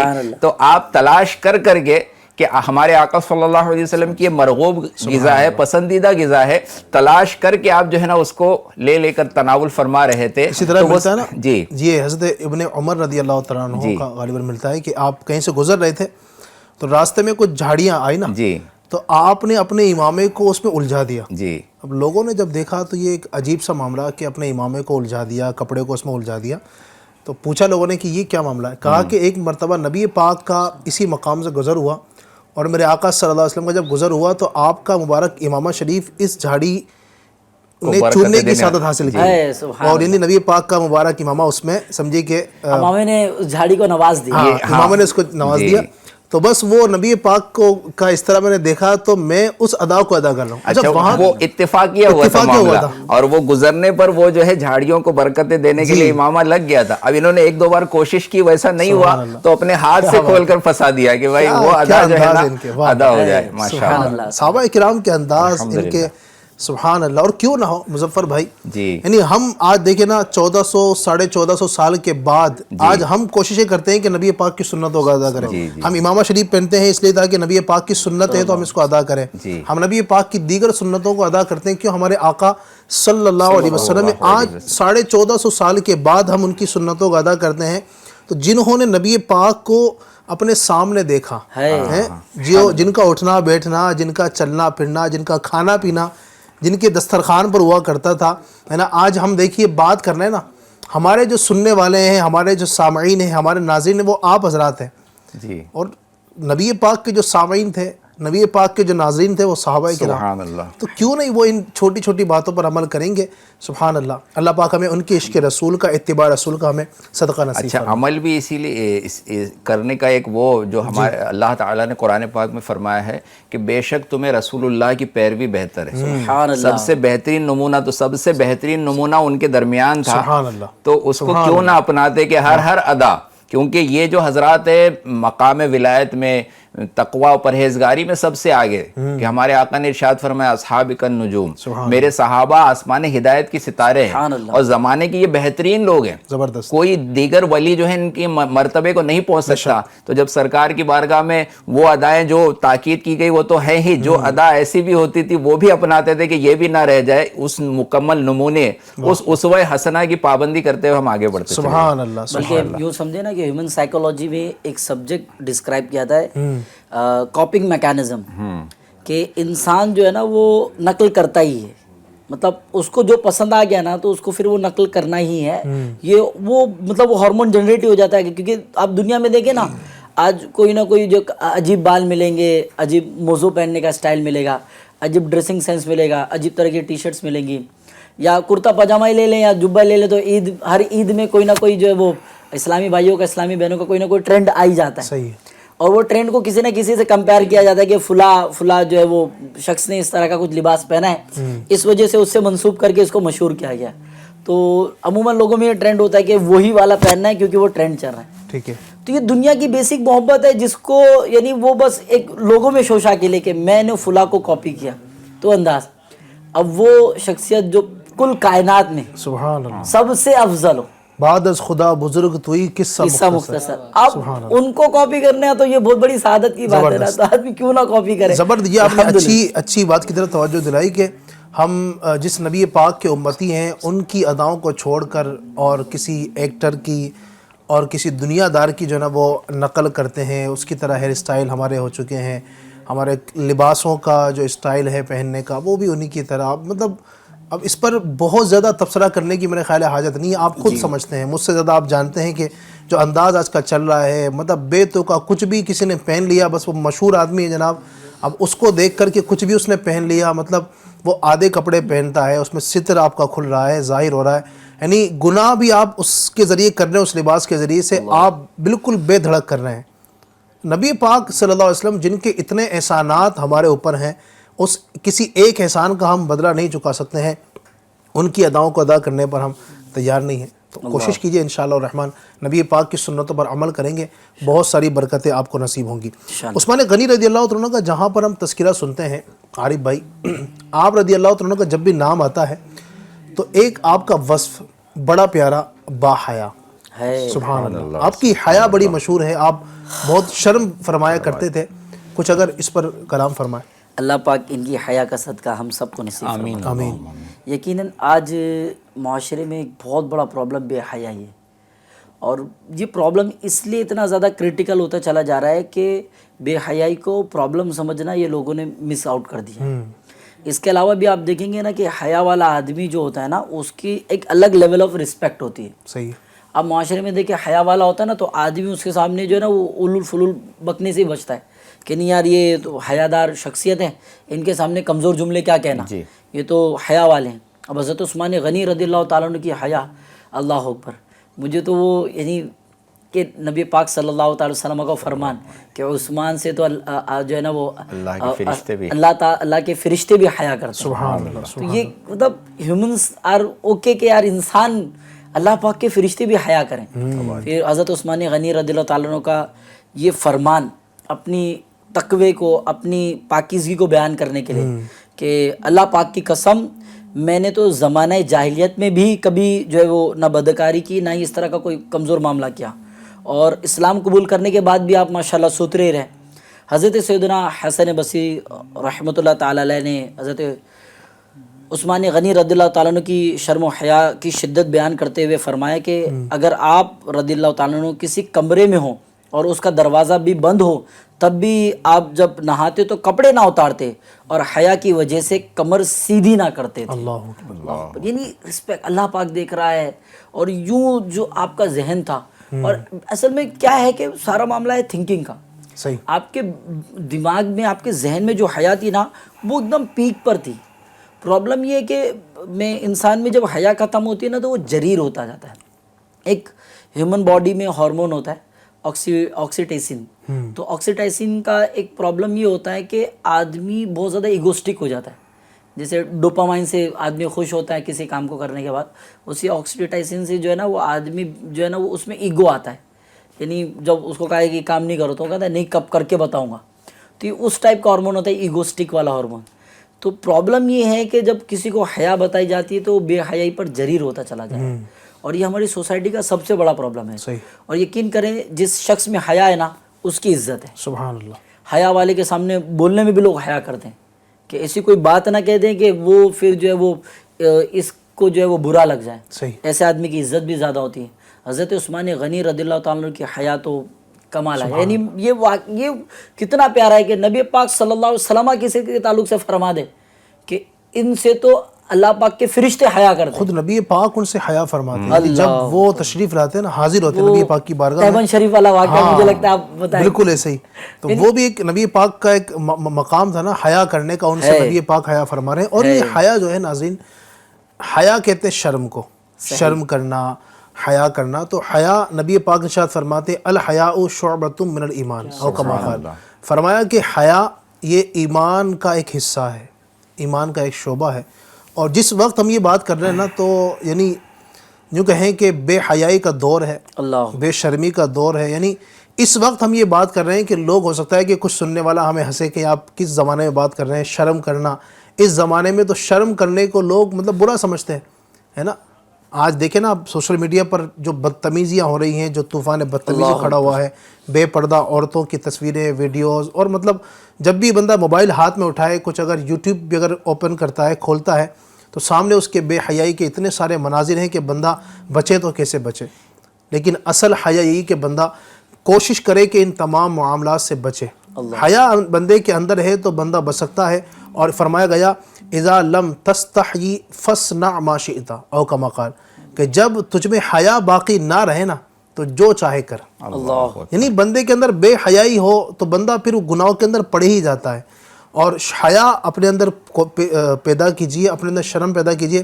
ہمارے بعض اوقات یہ بھی دیکھا جاتا ہے مظفر بھائی کہ کوئی بندہ اگر شرم کرنے والا ہو، حیا کرنے والا ہو، تو لوگ کہتے ہیں کہ بھائی زیادہ شرم مت کر، بہت شرمیلا ہے، شرم ختم کر. تو یہ شرم تو بڑی اچھی چیز ہے. نبی پاک صلی اللہ علیہ وسلم نے بھی ایک مرتبہ ایک شخص کو دیکھا کہ وہ کسی کو شرم اور حیا کے حوالے سے جو نا اس کو منع کر رہا ہے کہ زیادہ شرم و حیا نہ کر. نبی پاک نے اس کو منع فرمایا، اور نبی پاک صلی اللہ علیہ وسلم کو جو فرمان ملتا ہے کہ یہ شرم جو ہے یہ تو ایمان کا حصہ ہے، حیا کرنا، اور یہ حیا بندے کو گناہوں سے بچاتی ہے. لہٰذا اپنے اندر بھی ہم حیا پیدا کریں، شرم پیدا کریں انشاءاللہ. بلکہ علی بھائی میں آپ کے نقطے سے کنٹینیو کرتا ہوں، شاید یہ ایف جی این چینل کے تھرو ایک اچھا میسیج جائے. پرابلم کیا ہوتی ہے، جیسے ہمارے یہاں سمجھایا جاتا ہے کہ جب سامنے والا بہت زیادہ اوپن ہوتا ہے نا، جی ہاں، بے حیائی کی باتیں کرتا ہے، اور سامنے والا اس کو روکے نہیں اور بے حیائی کی باتیں کرتا، تو اب یہاں سے گناہ کا جو ہے نا وہ ایکسچینج یہ بہت زیادہ ہو جاتا ہے. جیسے ایک ہم تھاٹ پر بات کرتے ہیں گڈ ٹچ اور بیڈ ٹچ کو لے کر. آج کے ٹائم پہ جو بیڈ ٹچ، یہ برا ٹچ، ایسا نہیں کہ صرف جو ہے وہ مرد و عورت کا، مرد اور مرد کے درمیان بھی جو بیڈ ٹچ اور یہ ساری چیزیں کے جو کیسز ہیں، چاہے وہ اچھا اس کو گورنمنٹ آف انڈیا بھی غلط ہی کہتی ہے اس کے کئی، کیونکہ پچھلے دنوں میں نے بھی جو ہے وہ معلمین کے درمیان میں اس پر ایک پریزنٹیشن کیا تھا، تو اس میں میں نے 4-5 آرٹیکل پڑھے جس میں باقاعدہ جرم، اور اس کو گورنمنٹ آف انڈیا بھی جرم کہتی ہے، اور اس پر الگ سزائیں ہیں، کبھی 6 مہینے کی ہیں، کئی سال بھر کی ہیں، کئی 3 سال کی ہے، جیسا جیسا وہ بیڈ ٹچ ہوگا. تو یہ اتنی بری نوبت آتی ہے، کہیں نہ کہیں شروعات میں چھوٹی سی بے حیائی ہوتی ہے اور اس کو جوک سمجھ کر، اپارٹ فرام جوک، اور اس طرح سے کہہ کر جو ہے اس کو نکال دیا جاتا ہے. پھر یہ بے حیائی بڑھتے بڑھتے بڑھتے بڑھتے وہ سامنے، یعنی وہ اتنا بے تکلف ہو جاتے ہیں، اتنے بے تکلف ہو جاتے ہیں کہ پھر وہ بہت سارا جو ہے نا اس پر سوچتے نہیں. اور پرابلم یہ کہ پھر یہ بے حیائی ان کے درمیان نارملائزڈ ہوتی چلی جاتی ہے. اب وہ بے حیائی نارملائزڈ ہو گئی نا، تو اب لوگوں کو لگتا ہے کیا پرابلم ہے، جوک تو ہے، کیا پرابلم ہے، فاحش کلامی تو ہے، کیا پرابلم ہے، چلتا تو ہے. تو یہ جو ہے نا کہ کیا پرابلم ہے، it is a part of a society. بھائی یہ پرابلم ہے، یہ بہت بڑی پرابلم ہے. اس سے آپ کے اندر جو شرم و حیا تھی وہ بھی ختم ہو گئی، آپ بے باک ہو گئے، اور اب آپ کے اندر یہ بے حیائی بڑھے گی جس کی وجہ سے آپ دنیا میں بھی برباد ہو جاؤ گے، آخرت میں بھی برباد ہو جاؤ گے. ایسا ہی. اور یہ بے شرمی، بے حیائی کی حد تو تب ہو جاتی ہے نا ناظرین، یہ بھی چیز ہمارے معاشرے میں عام ہے کہ یعنی شرم آتی ہے یہ باتیں کہتے بھی کہ بعض اوقات شادی ہوتی ہے نا، تو شادی کے بعد دوست اپنے دوست سے مل رہا ہوتا ہے اور اس کو وہ باتیں بتا رہا ہوتا ہے کہ جو بتانے نہیں چاہیے. اللہ. اچھا دوست بھی اتنے بے شرم بے حیا آگے ہو کے پوچھتے ہیں کہ بھائی کیا سب ٹھیک رہا معاملہ، اور تم نے کیا کیا. یعنی یہ چیزیں یقین مانی کہ مجھے بولتے ہوئے شرم آ رہی ہے. اور دوست اس آپس میں جو نا وہ پورا سب جو نا وہ دوستوں کو بتاتے ہیں، مطلب کیا ہم لوگ کر رہے ہیں، کس طرف جا رہے ہیں. یہ کتنی بڑی بے شرمی ہے، اور لوگ جو نا مزے لے لے کر ان باتوں کو سنتے ہیں. استغفر اللہ، معاذ اللہ. ہمیں شرم کرنی چاہیے. پھر موبائلوں کے اندر ایسی فلمیں دیکھنا، اس طرح کی موویز دیکھنا، اس طرح کی کلپ دیکھنا، جو مطلب شرم و حیا والا بندہ تو مطلب سمجھیے کہ وہ شرم و حیا سے ڈوب کر مر جائے. اللہ. جس کے اندر شرم و حیا ہو، لیکن لوگ اس میں دیکھ رہے ہیں، اللہ کا خوف نہیں ہے. ارے تمہیں کوئی دنیا والا نہیں دیکھ رہا، اللہ تو دیکھ رہا ہے نا. خدا کے بندو، اللہ تبارک و تعالیٰ سے تو نہیں چھپ سکتے، دنیا والے سے چھپ جاؤ گے، لیکن اللہ پاک دیکھ رہا ہے کیا کیا چیزیں دیکھی جا رہی ہیں. لہٰذا اللہ تبارک و تعالیٰ سچی توبہ کریں، اپنے ایمان کی فکر کریں، ان چیزوں میں نہ پڑیں. اور بطور خاص میں اس وقت یہ بات بھی عرض کروں گا کہ نوجوان اپنی جوانی کی حفاظت کریں. بعض اوقات اس طرح کی جو نا گندی چیزیں دیکھ کر ایک وقت آتا ہے کہ وہ اپنے ہاتھوں سے اپنی جوانی تباہ کر لیتے ہیں. اور اس طرح کے کیسز بھی ملتے ہیں. بہت سارے عارف بھائی کو تو پتا ہوگا کہ بالکل کاؤنسلنگ ہوتی ہے، اس طرح کے لوگ ملتے بھی ہیں، اور وہ خود بتا رہے ہیں. جب میں نے جملہ کہا نا کہ دنیا بھی خراب اور آخرت بھی خراب، اسی وجہ سے کہا. پھر وہ حدیث پاک بھی یاد آتی ہیں، مجھے کریکٹ کیجیے گا. کہ جو اپنی گفتگو میں بے حیائی اور فحش گوئی سے کام لیتا ہے تو ایسے شخص پر جنت کی خوشبو بھی حرام ہے. اللہ اکبر اللہ. تو کیوں اپنی دنیا اور آخرت دونوں خراب کرتی ہیں؟ سیلف رسپیکٹ بھی خراب ہوگی, سامنے والا بھی بہت زیادہ عزت کرتا نہیں ہے اور وہ ڈسٹرب. تو حیا سے کام لیں آپ, اللہ پاک آپ کی عزت میں برکت عطا فرمائے گا. اور خود نبی پاک صلی اللہ تعالی وسلم خود حیا فرمانے والے ہیں. تو آپ کے ادا کو ادا کرنے میں عافیت ہے. اور یہ فحش کلامی کرنے والے جو گالی گلوچ کرتے ہیں یا ایسی گندی باتیں جو ہے کرتے ہیں, ان کے بارے میں بتایا گیا ہے کہ وہ قیامت کے دن ان کو کتوں کی شکل میں اٹھایا جائے گا. تو آج بندہ حیا, اچھا حیا اپنائے, بات چیت میں اپنائے, رہن سہن میں. ٹھیک ہے, کوئی اچھے کام میں بڑھنے میں اگر کوئی بندہ شرم و جھجک محسوس کرے تو اس شرم و جھجک کو دور کرنے کی ضرورت ہے. جیسے کسی کو نیکی کی دعوت دینا ہے, کسی کو بیان کرنا ہے, قرآن پاک کسی کو موقع دیا جا رہا ہے, اسکول سے مل رہا ہے, اس کو درست پڑھنا آتا ہے کہ بھائی آپ کو قرات کرنا ہے, آپ کو بیان کا, تقریر کا کمپٹیشن ہے, آپ کو اس میں حصہ لینا ہے, تو ایسے معاملے میں اگر اس کو اسٹیج فیئر ہے, آڈینس فیئر ہے, لوگوں کے سامنے کیسے کھڑا ہوں گا, میں بول نہیں پا رہا ہوں, یہ شرم و جھجک وہ ضرور دور کرے. لیکن شرم و جھجک جو ہے اگر اس کو دینی معاملے میں آ رہی ہے, شرم و حیا کی وجہ سے گناہ سے بچنے کے لیے آ رہی ہے, تو وہ اچھی چیز ہے. لیکن آج لوگ ہر جگہ بھائی شرم کیا کرتا ہے, یا شرم کرنا یہ عورتوں کا کام ہے, لڑکیوں کا کام ہے. اگر کوئی لڑکے کے اندر, ہمارے آقا صلی اللہ علیہ وسلم کے بارے میں فرمایا گیا ہے کہ آپ بہت زیادہ شرم و حیا والے تھے, اللہ اکبر. بلکہ جیسے ایک کنواری لڑکی اور دلہن جو ہے اس کی جو شرم ہوتی ہے, شرم و حیا, اس سے زیادہ ہمارے آقا صلی اللہ علیہ وسلم کی شرم و حیا تھی. یہاں تک کہ شرم و حیا سے نگاہیں آپ نیچی رکھا کرتے تھے. تو وہ حیا کا صدقہ ہمیں مل جائے. عثمان نظروں کی کیا ہے, شرم و حیا پر درود, اونچی بینی کی رفعت پہ لاکھوں سلام. تو ان کا ایک سمجھ لیجیے ہمارے آقا صلی اللہ علیہ وسلم کی شرم و حیا کا ایک حصہ جو ہے وہ حضرت عثمان غنی کو ملا ہوا تھا کہ وہ ایسی حیا والے جو ہے مشہور ہو گئے. اللہ تعالیٰ ان کا ایک صدقہ, ایک ذرہ جو ہے حیا کا ہمیں بھی عطا فرمائے. بہت زبردست ماشاءاللہ گفتگو چل رہی ہے اور وقت کی بہت ضرورت ہے. ناظرین اس کو آپ سیریس لیجئے اور اپنے اندر شرم و حیا پیدا کیجیے. یقین مانے شرم آپ کے اندر آ گئی نا, شرم اور حیا بندے کو گناہوں سے بچاتی ہے. وہ چیزیں جو نہیں دیکھنی چاہیے اس کی طرف نہیں بڑھیں گے, وہ باتیں جو نہیں بولنی چاہیے آپ اس طرف نہیں بڑھیں گے, وہ کپڑے جو نہیں پہننے چاہیے. ایسا بھی ہوتا ہے شرم و حیا والا بندہ ہوگا نا تو وہ اس طرح کے کپڑے نہیں پہنے گا جس میں اس کے سترے عورت دکھ رہے ہیں. عورتیں بھی اس چیز کو خاص طور پر نوٹ کیجئے کہ شرم و حیا اگر ہوگی انشاءاللہ تو اس طرح جو نا آپ کے سر سے دوپٹہ نہیں اترے گا, آپ کے جسم سے انشاءاللہ مبارک آپ کے جسم سے جو نقاب نہیں اترے گا. تو یہ سب چیزیں آپ اس کو لیجئے. شرم و حیا آتے جاتے آج نا بچوں کی زبان پہ, محلوں سے ادھر ادھر سے گزرنا ہو تو بچے آپس میں کھیل رہے ہیں یا کوئی ناراضگی ہوئی, کوئی غصہ آیا نا تو بچوں کی زبان سے گالیاں جو جاری بالکل ایک دم بالکل ایسی جو ایسی گھٹیا اور مطلب ایسی واہیات فحش باتیں, گالیاں ان کی زبان پر آ جاتی ہے. تو یہ کہیں نہ کہیں سے سیکھا. آپ نے اگر کنٹرول کیا ہوگا, آپ نے اپنے بچوں کو ایسی صحبت سے دور رکھا ہوگا. اب گھر میں کوئی بندہ ہے, اس کو بھی جب غصہ آتا ہے یا فون پر کسی سے پیمنٹ نہیں مل رہا ہے, کوئی پریشان کر رہا ہے, بھائی تم نے مجھے کیا سمجھ کے رکھا ہے, یا پھر گالی گلوچ بندہ شروع کر دیتا ہے گھر میں بھی. تو جب اگر حیا والا بنے گا نا کہ نہیں میرے گھر والے ہیں, دیگر مسلمان ہیں, بلکہ پھر تنہائی میں بھی جب باہر میں حیا کر رہا ہوں تو گھر کے اندر بھی حیا کروں, اللہ کے فرشتے جو ہے میرے ساتھ ہے, کرامن کاتبین ساتھ ہے. تو جب بندہ بات چیت میں, اپنے افعال میں, اعمال میں حیا کو لائے گا نا تو بہت سارے گناہوں سے بھی بچے گا, اور پھر اس کی اولاد, اس کے گھر والے, اس کے متعلقین بھی جو ہے بچے رہیں گے. ورنہ یہاں آج اس نے کچھ کیا, اب دوسروں نے سنا سیکھا, پھر ان کو یہ ہوا کہ بھائی یہاں بھی بولا جا سکتا ہے, آفس میں بھی بولا جا سکتا ہے, مکتب میں, اسکول کالج میں بھی بولا جا سکتا ہے.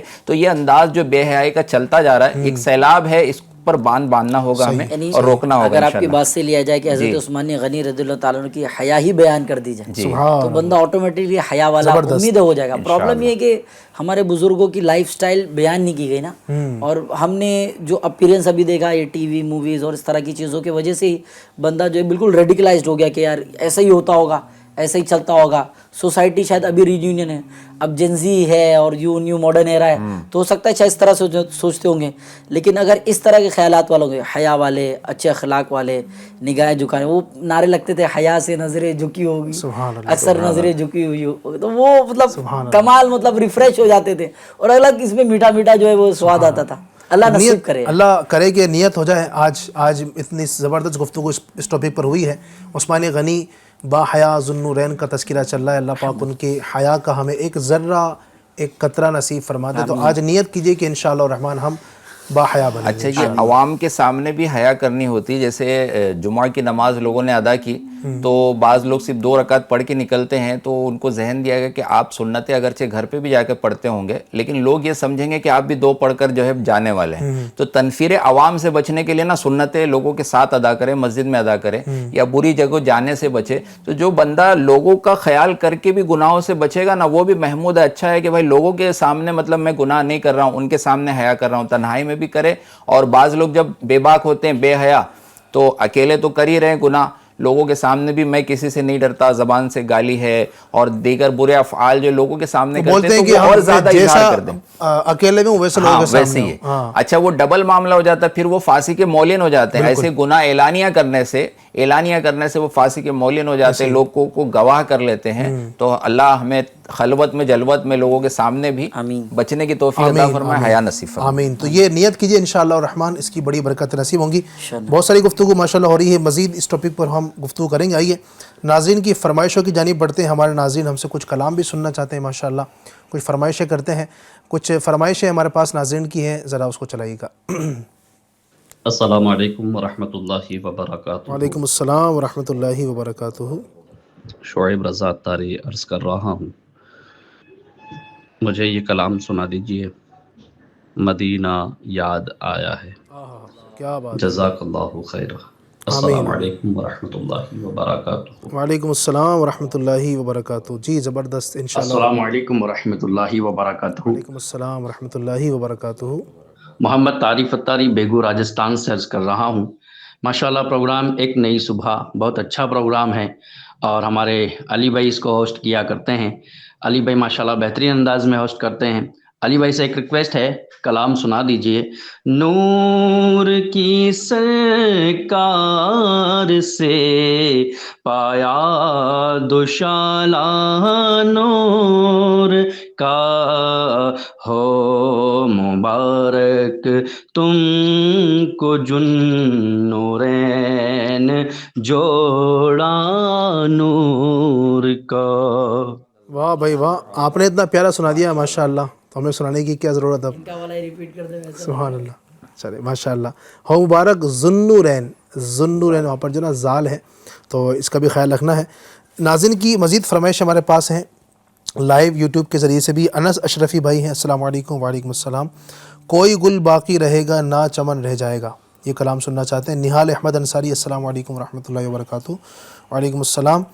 مجھے یہ والا کلام سنا دیجئے. تو شمع رسالت ہے عالم تیرا پروانہ. انشاءاللہ یہ سناتے ہیں انشاءاللہ. خواجہ پیر اشرفی, السلام علیکم. وعلیکم السلام. زمین و زمان تمہارے لیے, یہ کلام سننا چاہتے ہیں. مجاہد اشرفی, السلام علیکم. وعلیکم السلام. علی بھائی یہ کلام سنا دیجئے. کبھی جو کی موٹی روٹی, تو کبھی کھجور. انشاءاللہ سناتے ہیں.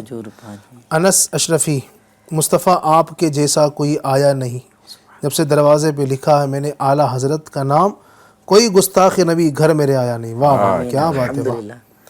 حسینی چینل یہ کوئی آئی ڈی ہے, اس سے السلام علیکم. وعلیکم السلام. آپ کا چینل میری امی کو دیکھتی ہیں, میری امی دیکھتی ہیں, بہت پسند کرتی ہیں میری امی جان ماشاءاللہ. نالج میں اضافہ بھی ہوتا ہے. برائے مہربانی مجھے مولایا صلی وسلم یہ کلام سنا دیجیے انشاءاللہ. بنت عبدالقدیر, افسوس بہت دور ہوں گلزار نبی سے, یہ کلام سننا ہے. مجاہد اشرفی, السلام علیکم. وعلیکم السلام. علی بھائی یہ پروگرام نہیں آیا, کل ہی پروگرام, جی کل کسی وجہ سے یہ پروگرام نہیں آ سکا, کچھ ہماری ٹیکنیکل کچھ پرابلمس کی وجہ سے نہیں آ سکا. لوگ کتنا آبزرو کرتے ہیں ماشاءاللہ. جی ہاں, ورنہ تیاری ہماری تھی, کوششیں تھی, لیکن وہ کسی وجہ سے وہ نہیں ہو سکا. ظاہر ہے سسٹم میں کبھی کبھی ایسا ہو جاتا ہے. تو انشاءاللہ ویسے نیت ہوتی ہے کہ ہم 4 دن ہفتے میں لائیو کرتے ہیں, تو اس کو کنٹینیو ہم 4 دن لائیو کرتے رہیں. تو یہ کہہ رہے ہیں کہ یہ پروگرام پورے ہفتے آئے, کوشش ہے انشاءاللہ, اللہ نے چاہتا ہوں صورت بنے گی تو ایسا بھی ہوگا. بنت عبدالقدیر, عثمان غنی کی کوئی منقبت سنا دیجیے انشاءاللہ. شروع کرتے ہیں عثمان غنی کی منقبت سے.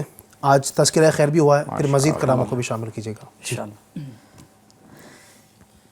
صلو علی الحبیب صلی اللہ تعالی علی محمد صلی اللہ تعالی علیہ وسلم. جن سے راضی خدا اور رسول خدا تیسرے وہ خلیفہ ہے عثمان ہے تیسرے وہ خلیفہ ہے عثمان ہے خلد میں جو رفیق شہید و سرا تیسرے وہ خلیفہ ہے عثمان ہے اور بعد نبیوں کے صدیق افضل بشر اور دوسرے مرتبے پر ہے حضرت عمر بعد ان کے ہے جن کا بڑا مرتبہ بعد ان کے ہے جن کا بڑا مرتبہ تیسرے وہ خلیفہ ہے عثمان ہے حج تیسرے وہ خلیفہ ہے عثمان ہے اللہ اللہ کیسی ہے شان غنی عقد میں ان کے آئی ہے دو بنت نبی اللہ اللہ ہے شان اللہ اللہ ہے کیسی ہے شان غنی اللہ اللہ کیسی ہے شان غنی عقد میں ان کے آئی دو بنت نبی جو ہوئے دوہرے داماد شاہ خدا جو ہوئے دوہرے داماد شاہ خدا تیسرے وہ خلیفہ ہے عثمان ہے تیسرے وہ خلیفہ ہے عثمان اور باحیا جن سے بڑھ کر نہیں ہے کوئی باحیا جن سے بڑھ کر نہیں ہے کوئی دیکھ کر جن کو پنڈلی چھپائے نبی جن سے کرتے ہیں قاسم فرشتے حیا تیسرے وہ خلیفہ ہے عثمان ہے حج تیسرے وہ خلیفہ ہے عثمان ہے جن تو شمع رسالت ہے عالم تیرا پروانہ تو ماہ نبوت ہے جلوہ جانانا جو ساقی کوثر کے چہرے سے نقاب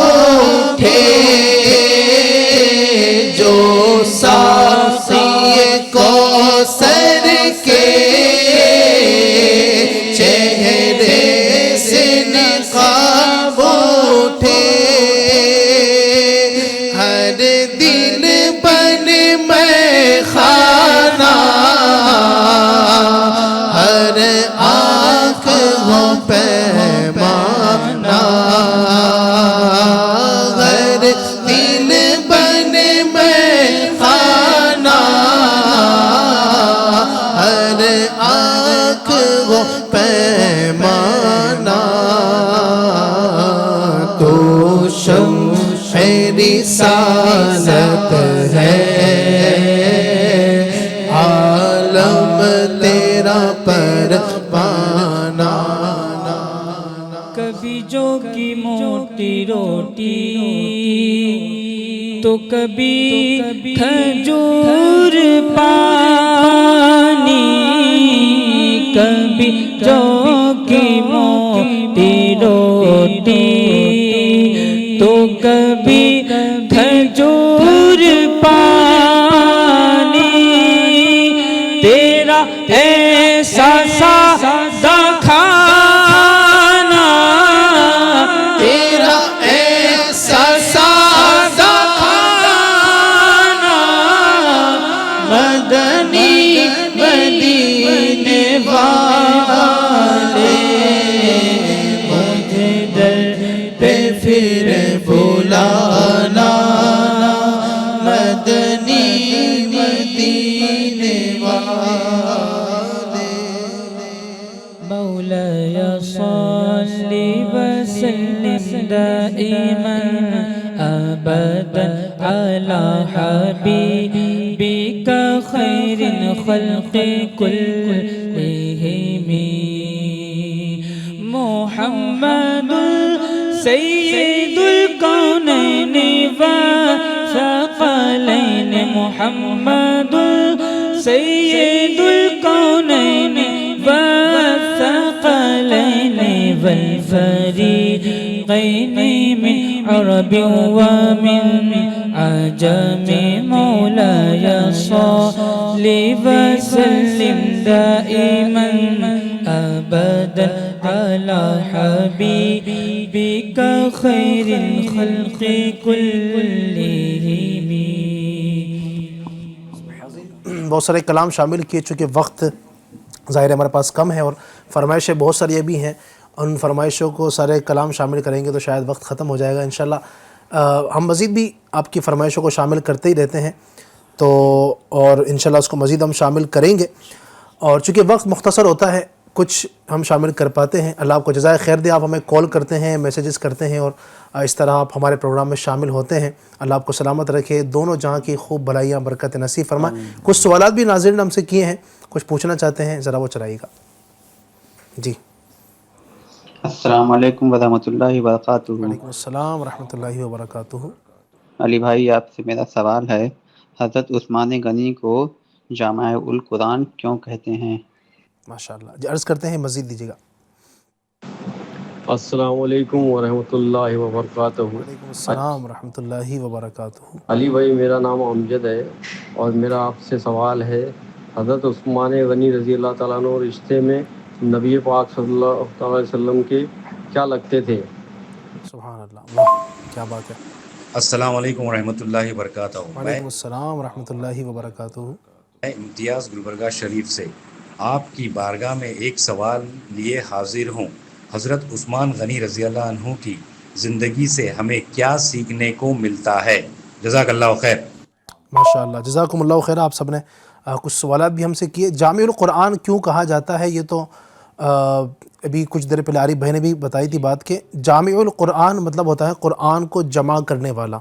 چونکہ عثمان غنی رضی اللہ تعالیٰ عنہ نے اپنے مبارک دور خلافت میں، اپنے مبارک زمانے میں قرآن کریم کو جمع کیا، اگرچہ کہ اس سے پہلے صدیق اکبر رضی اللہ عنہ کے دور میں بھی قرآن کریم جمع ہو چکا تھا، لیکن آپ کو جو جامع القرآن کہا جاتا ہے اس کی وجہ یہ کہ آپ نے اس وقت قرآن کریم مختلف نسخوں میں تھا، مختلف قراتوں میں تھا، یعنی مختلف زبان، وہ جو قریش کی جو مختلف زبانیں تھیں ان پر تھا، تو آپ رضی اللہ عنہ نے ایک قرات پر جمع کیا، اور اس طرح جو آپ جامع القرآن ہوا، یعنی ایک نسخہ آپ نے بنایا لہجہ قریش پر جو ہے لہجہ قریش پر آپ نے جمع کیا، مختلف لہجوں پر تھا، تو آپ نے ایک لہجے پر جمع کیا اور اس کو پھر آپ نے مختلف شہروں کے اندر روانہ فرمایا۔ تو یوں آپ رضی اللہ عنہ کا اس امت پر جہاں بہت سارے احسانات ہیں، ان میں ایک احسان یہ کہ آپ نے قرآن کریم کو جمع کیا۔ اب یہ بولیوں میں جس طرح سے الگ الفاظ، جیسے لفظ ہے بازار، کچھ لوگ اس کو کہتے ہیں، الگ الگ بولیاں بدل جاتی، کچھ لوگ کہتے ہیں بازار، کچھ لوگ کہتے ہیں بازار، کچھ لوگ کہتے بازار، یہ الگ الگ لوگ الگ انداز، تو یہ الگ الگ لہجے میں، یعنی زبان ایک ہی ہے، زبان ایک ہی ہے لیکن بولیاں جو بدل جاتی ہے. تو اہل قریش کا جو انداز تھا، ہمارے آقا نے جس طرح سے پڑھا، حضرت عثمان غنی رضی اللہ عنہ نے خاص اسی لہجے پر جو جمع کیا کہ سب اسی انداز سے پڑھتے رہیں، تو اسی لیے خاص جو ہے نا آپ کا. اور جو آج قرآن کریم ہمارے پاس جو موجود ہے جو نسخہ، تو یہ وہی سمجھے کہ عثمان غنی رضی اللہ عنہ کا جو جمع کرنے کا انداز تھا وہی ہے. اور اسی انداز سے یہاں تک علماء فرماتے ہیں، قرآن نے اس بات کو کہا کہ اسی طرح لکھنا بھی ضروری ہے. یعنی بعض جگہ پر جو نا وہ جیسے الف آگے آئے گا، وہاں الف نہیں ہے، اس پر کھڑا زبر ہے، تو اب کھڑا زبر ہی لکھا جائے گا. رسم عثمانی جو ہے نا، تو وہ اسی انداز پر اس کو لکھنا بھی ضروری ہے. اور جو پڑھنے کا جو طریقہ ظاہر ہے وہ تو ہے ہی. یعنی قرآن کریم میں آپ دیکھیں گے بعض جگہ پر ایسا لگتا ہے کہ زائد حرف ہے، بعض جگہ زائد حرف ہے، اس کو پڑھا نہیں جا رہا، لیکن وہ رسم عثمانی میں لکھا ہوا ہے تو اسی طرح لکھا جائے گا قیامت تک. یہ آپ کا ایک امت پر بڑا احسان ہے. اللہ پاک ہمیں قرآن کریم سے محبت ان کے صدقے میں نصیب فرمائے. دوسری بات آپ نے پوچھی تھی کہ جامع القرآن کیوں، آپ کو نبی پاک سے کیا نسبت ہے، نبی پاک سے کیا رشتہ ہے. تو ماشاءاللہ شروع سے بیان کیا جا رہا ہے کہ آپ ذوالنورین نبی پاک صلی اللہ علیہ وسلم کے داماد ہیں. نبی پاک کی 2 صاحبزادیاں ایک کے بعد ایک ان کے نکاح میں آئی، اور اللہ پاک نے اتنا بڑا آپ کو مرتبہ عطا فرمایا. خلفائے راشدین میں 2 شخصیات ایسی ہیں، 4 ہیں نا، صدیق اکبر رضی اللہ عنہ، سیدنا عمر فاروق اعظم، عثمان غنی، مولا علی. تو شروع کے جو 2 ہیں، پہلے اور دوسرے صحابی جو خلفائے راشدین میں، صدیق اکبر اور فاروق اعظم، تو نبی پاک صلی اللہ علیہ وسلم کے نکاح میں ان کی بیٹیاں گئی ہیں. جی ہاں، نبی پاک کی بیٹی، نبی پاک کے نکاح میں صدیق اکبر رضی اللہ عنہ کی جو بیٹی گئی ہیں حضرت عائشہ صدیقہ، حضرت فاروق اعظم کی جو بیٹی گئی ہیں نبی پاک کے نکاح میں حضرت حفصہ رضی اللہ تعالی عنہا. اور بعد کے جو 2 خلفائے راشدین ہیں، سیدنا عثمان غنی اور سیدنا مولا علی، یہ دونوں ان کے نکاح میں نبی پاک کی بیٹی آئی ہیں، تو یہ نبی پاک کے داماد ہوئے. تو یہ ان کا مبارک رشتہ سنا تھا میں نے بھی، لیکن کبھی اس طرف سوچا نہیں تھا، تو میری بھی ماشاءاللہ معلومات میں اضافہ ہو گیا. بہت یہ ان حضرات کو، حضرت صدیق اکبر اور فاروق اعظم کو شیخین بھی اسی لیے کہا جاتا ہے. سبحان اللہ. عثمان غنی رضی اللہ عنہ کی سیرت کا ایک اور پہلو جو ہے وہ آپ مظفر بھائی بیان کیجیے گا، میں چاہوں گا اس پر بھی گفتگو ہو.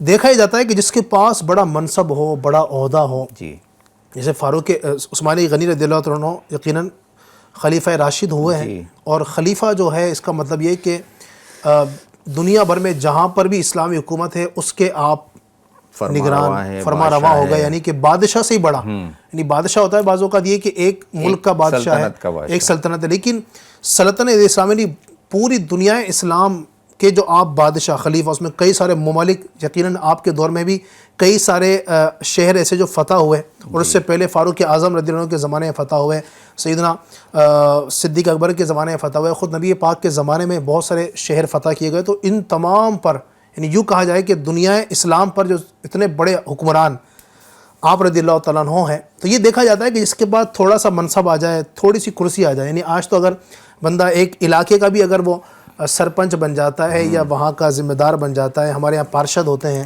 تو نگر نگم کے، تو اگر وہ بھی بندے کو عہدہ مل جاتا ہے نا تو بندہ پھولے نہیں سماتا ہے. اور جناب یوں کہا جائے، ایک سمجھانے کے لیے کہا جاتا ہے کہ کبھی کبھی زمین پر پاؤں رکھتا ہے نا، وہ کبھی کبھی زمین پر پاؤں رکھتا ہے، ورنہ وہ سمجھیے کہ تخت اور تاج ہی پر وہ سوار رہتا ہے. عثمان غنی رضی اللہ تعالیٰ عنہ اتنی بڑی سلطنت کے مالک، سبحان اللہ، اور دنیاوی سلطنت نہیں، خلافت راشدہ نبی پاک سے جن کو ملی ہے، سبحان اللہ. آپ اتنے بڑے منصب پر ہونے کے باوجود آپ کا کیا انداز مبارک تھا؟ یہ اس میں جو تیسرا سوال بھی کیا ہے سائل نے، ان کا بھی جواب ہو جائے گا کہ حضرت عثمان غنی رضی اللہ عنہ کی زندگی سے ہمیں کیا سیکھنے ملتا ہے. تو جیسے کچھ باتیں بیان کی گئی، اتباع رسول ہے، پھر آپ کا ایک خوف خدا کا بھی عالم ہے کہ آپ کے سامنے اگر قبر کا تذکرہ ہوتا تو اتنا زیادہ آپ روتے کہ ریش مبارکہ تر ہو جاتی تھی. اچھا، یہ وہ صحابی ہے جنہوں نے جنت خرید لی ہے 2 مرتبہ 3 مرتبہ، اور ہمارے آقا ارشاد فرما چکے جس کا مفہوم ہے کہ آج کے بعد عثمان کا کوئی عمل اس کو نقصان نہ دے گا، کوئی مواخذہ نہیں ہوگا. اگر کوئی شخص جنت کو حاصل کر لے تو پھر تو اگر وہ بے خوف بھی ہو جائے کہ اب میرا اگر کوئی معاملہ ہو بھی گیا, کوئی غلط بھی معاملہ ہو گیا, تو اس کی پرسش نہیں ہوگی اور اس کی پکڑ نہیں ہوگی. لیکن یہ ایسے حضرات, ان کی زندگی اور تقوی پرہیزگاری کا یہ عالم کہ ایسی زندگی آپ نے گزاری کہ قبر کا اگر تذکرہ ہوتا یا قبر نظر آتی نا تو آپ اتنا روتے تھے کہ آپ کی ریشے مبارکہ تر ہو جاتے. تو خوف خدا کا درس ان سے مل رہا ہے, عشق مصطفیٰ کا, اتباع رسول کا درس مل رہا ہے. اور ایک بہت بڑا درس جو آپ نے بھی گفتگو فرمائی, اتنے بڑے منصب پر فائز ہونے کے باوجود جب آپ کے پاس کیا تھا, سرکار صلی اللہ علیہ وسلم کی مہر والی ایک انگشتری تھی, انگوٹی تھی, تو وہ جب تک آپ کے پاس رہی نا تب تک خلافت کے معاملات بھی بہت بہتر انداز سے چلتے رہے, کوئی فتنہ سر نہیں اٹھا رہا تھا. پھر وہ ایک مرتبہ کنویں میں یا کہیں وہ آپ سے جو نا گم ہو گئی. گم ہونے کے بعد سے کچھ حاسدین نے, کچھ مخالفین نے, بلوائیوں نے سر اٹھانا شروع کیا. آپ کو سازشوں میں پھنسانے کی کوشش کی گئی, کسی کو بھیجا گیا, اس کو پکڑوا دیا گیا, خط جو ہے آپ کی جعلی مہر والا خط دے کر, اس طرح کے معاملات کر کے نا آپ کے خلاف جو ہے نا فضا جو ہے وہ بنانے کی کوشش کی گئی. بہت سارے معاملات ہوئے. اب حضرت امیر معاویہ رضی اللہ عنہ بھی جب آئے تھے تو آپ نے ان سے بیان کیا کہ یہاں کے حالات اچھے نہیں, آپ میرے ساتھ چلیے, ملک شام چاہیے. لیکن آپ تیار نہیں ہوئے. ہمارے آقا نے ان کو بشارت بھی دے دی تھی کہ آپ کے شہید ہونے کی ہمارے آقا صلی اللہ علیہ وسلم نے پہلے ہی خبر دے دی تھی. تو آپ وہیں رہے. پھر جب یہ بڑھتا گیا, سازشیں بڑھتی گئی اور باغی جو کھڑے ہونے لگے اور طرح طرح کے مخالفت, یہاں تک کہ آپ کے گھر کا محاصرہ کر لیا گیا. اللہ اکبر. اور آپ کو اپنے گھر کے اندر وہی بیر روما, وہ پانی جو آپ نے کثیر مال دے کر وہ جو کنواں آزاد کرایا تھا اور مسلمانوں کے لیے وقف کیا گیا تھا, اسی کنویں کا پانی آپ پر بند کر دیا گیا. ہم میدان کربلا کے واقعات سنتے ہیں کہ 3 دن کے اہل بیت جو ہے بھوکے پیاسے وہاں تھے, پانی 3 دن کے لیے بند کیا گیا تھا. لیکن یہاں 40-50 دن کم و بیش جو ہے وہ آپ اپنے گھر میں محصور رہے, آپ پر پانی بند رکھا گیا. اتنی پیاس کے عالم میں. اچھا جو ساتھ میں تھے, پوری فوج ظاہر ہے آپ کے زیر جو ہے تحت, آپ اگر حکم فرماتے تو سب جو ہے وہ بلوائیوں کو ختم کر دیا جاتا, قید کر دیا جاتا. لیکن آپ جو ہے لڑنے کے لیے اور اپنی ذات کے لیے خون بہانے کے لیے تیار نہیں ہوئے. آپ درگزر کرتے رہے, نہیں میرے لیے پھر آپ کے جو غلام تھے, آپ کے جو خدمت گار تھے, انہوں نے ہتھیار سنبھالے کہ نہیں ہم جو ہے اب ہم لڑیں گے. تو آپ نے فرمایا, اب وہ غلام بھی تھے اور خدمت گار تھے اور آپ کے لیے جانثاری کا جذبہ تھا. آپ نے ارشاد فرمایا کہ اپنے ہتھیار کھول دو, اور جو اپنے ہتھیار کھول دے گا نا میں اسے آزاد کرتا ہوں اللہ کے لیے, لیکن میرے لیے خون مت بہاؤ. اور اگرچہ تم لڑو گے بھی, خون بہاؤ گے بھی, تو میری جو شہادت ہے وہ ہو کر رہے گی. جو خبر دے دی گئی ہے وہ پورا ہونا ہے, تو خون مت بہاؤ. تو اپنی ذات کے لیے اتنے ایسے معاملات میں بھی مطلب سب صابر و شاکر رہ جانا اور پاور کا استعمال نہ کرنا. آج پاور کسی کو ملتا, ذرا سا پاور ملتا ہے تو اس کے مزاج, بات چیت کا انداز بدل جاتا ہے. تجھے پتہ ہے میں کیا ہوں, اچھا مجھے بیٹھنے کے لیے نہیں دیا گیا, مجھے کرسی نہیں دی گئی, میرا مطلب یہ معاملہ نہیں کیا گیا, مجھ سے کون اس انداز میں بات کر رہا ہے, میں تو یہ کر دوں وہ کر دوں.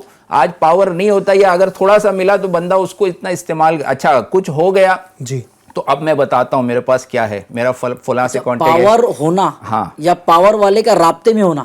کوئی شخص ہو نا جس کو کوئی جانتا ہو پاور والا, لیکن پاور والا جانتا ہو, خود پاور والا نہ ہو, صرف پاور والے سے ٹچ ہو, اس کے رابطے ہو, جانتا ہو, تو کہتا ہے کہ اپنے آپ پاور بڑھ جاتا ہے. میں پتا ہے میرا بھی پاور بڑھ گیا. یہ تو پاور والے تھے, طاقت والے تھے, قوت والے تھے, پوری فوج تھی. آپ نے بالکل ان کو جو ہے موقع نہیں دیا. یہاں تک کہ ام المومنین جو ہے آپ کے پاس آئیں تو بلوائیوں نے مطلب ان کی شان میں بھی گستاخی کی اور وہ خچر کو بھگا دیا. آپ جو ہے گرتے گرتے بچی زخمی ہوئی, یہ سب انداز ہے. لیکن آپ نے اس وقت بھی, لوگ اجازت مانگتے رہے.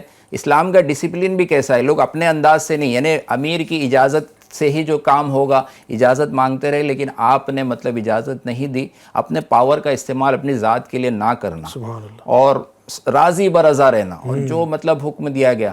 یہاں تک کہ ایک صحابی, جس دن آپ کی شہادت ہوتی ہے تو ایک اور شخص آپ کی بارگاہ میں حاضر ہوئے, تو حضرت عثمان غنی رضی اللہ عنہ نے سرکار کا جو کرم جو ہے بیان فرمایا کہ ابھی گویا سرکار صلی اللہ علیہ وسلم میرے پاس تشریف لائے اور آپ کے پاس ایک پانی کا ڈول تھا. ہمارے آقا کا کرم دیکھیے کہ حضرت عثمان غنی پیاسے ہیں اتنے دنوں سے, پانی کا ڈول لا کر آپ نے, بعض کا کہنا ہے کہ یہ خواب کا واقعہ تھا, اور ایک بزرگ پرانی جو گزرے ہیں ان کا یہ بیان ہے کہ یہ خواب کا نہیں, گویا یہ حقیقت میں یہ واقعہ ہوا تھا. تو وہ پانی کا ڈول ہمارے آقا نے عطا فرمایا, اور حضرت عثمان غنی رضی اللہ تعالیٰ عنہ عرض کرتے ہیں کہ میں نے اس سے پانی پیا ہے تو اس کی ٹھنڈک میں ابھی بھی محسوس کر رہا ہوں. اپنے کندھوں کے درمیان کے پانی سے الحمدللہ میرے آقا نے سیراب فرمایا. پھر مجھ سے پوچھا کہ اگر تم چاہو تو میں ان لوگوں کے مقابلے میں تمہاری مدد کروں, اور اگر تم چاہو تو آج جو ہے تمہارا جو روزہ ہے, اس دن بھی حضرت عثمان غنی نے اپنے آخری دن میں جو نا روزہ رکھا ہوا تھا, قرآن پاک کی تلاوت کر رہے تھے, پیاسے تھے, روزہ رکھا ہوا تھا, اور جو یہ بلوائی تھے, جو باغی تھے, یہ پیچھے سے دیوار پھاند کر آپ کے گھر میں داخل ہوئے اور آپ کو بھوکا پیاسا جو ہے شہید کیا, آپ جب قرآن پاک کی آیت تلاوت کر رہے تھے. تو سرکار نے ارشاد فرمایا تم چاہو تو تمہاری مدد کروں, اور چاہو تو آج کا افطار جو ہے, آج کا روزہ ہمارے پاس آ کر افطار کرو. انہوں نے یہ اختیار کیا کہ بس سرکار کی بارگاہ میں, چونکہ جو بھی صحابہ تھے سرکار صلی اللہ علیہ وسلم کی وصال کے بعد زندگی گزارنا, سرکار سے جدا رہنا دشوار تھا, اور جب جس کو خبر ملتی تھی تو ہر کوئی اسی کے لیے تیار ہوتا تھا کہ سرکار کی بارگاہ میں حاضر افطار بھی کیسی شاندار افطار ہو. اچھا میں غور کر رہا تھا یہ سب چیزیں گفتگو جب فرما رہے تھے آپ کے, یعنی ماہ ذوالحجۃ الحرام, جی یہیں سے ہمیں قربانی کا درس ملتا ہے. یعنی آپ دیکھیں کہ قربانی دی سیدنا ابراہیم علیہ السلام نے اللہ کے حکم پر اپنے بیٹے کو قربان کرنے کے لیے گئے, یعنی اپنی طرف سے تو قربانی پیش کر دی نا, پھر اللہ پاک نے اس کا فدیے کے طور پر وہ جنت سے جانور جو بھیجا اور دمبا ذبح ہوا. لیکن آپ دیکھیں یہ قربانی دین کے لیے انہوں نے اللہ تبارک و تعالیٰ کے حکم پر پیش کی.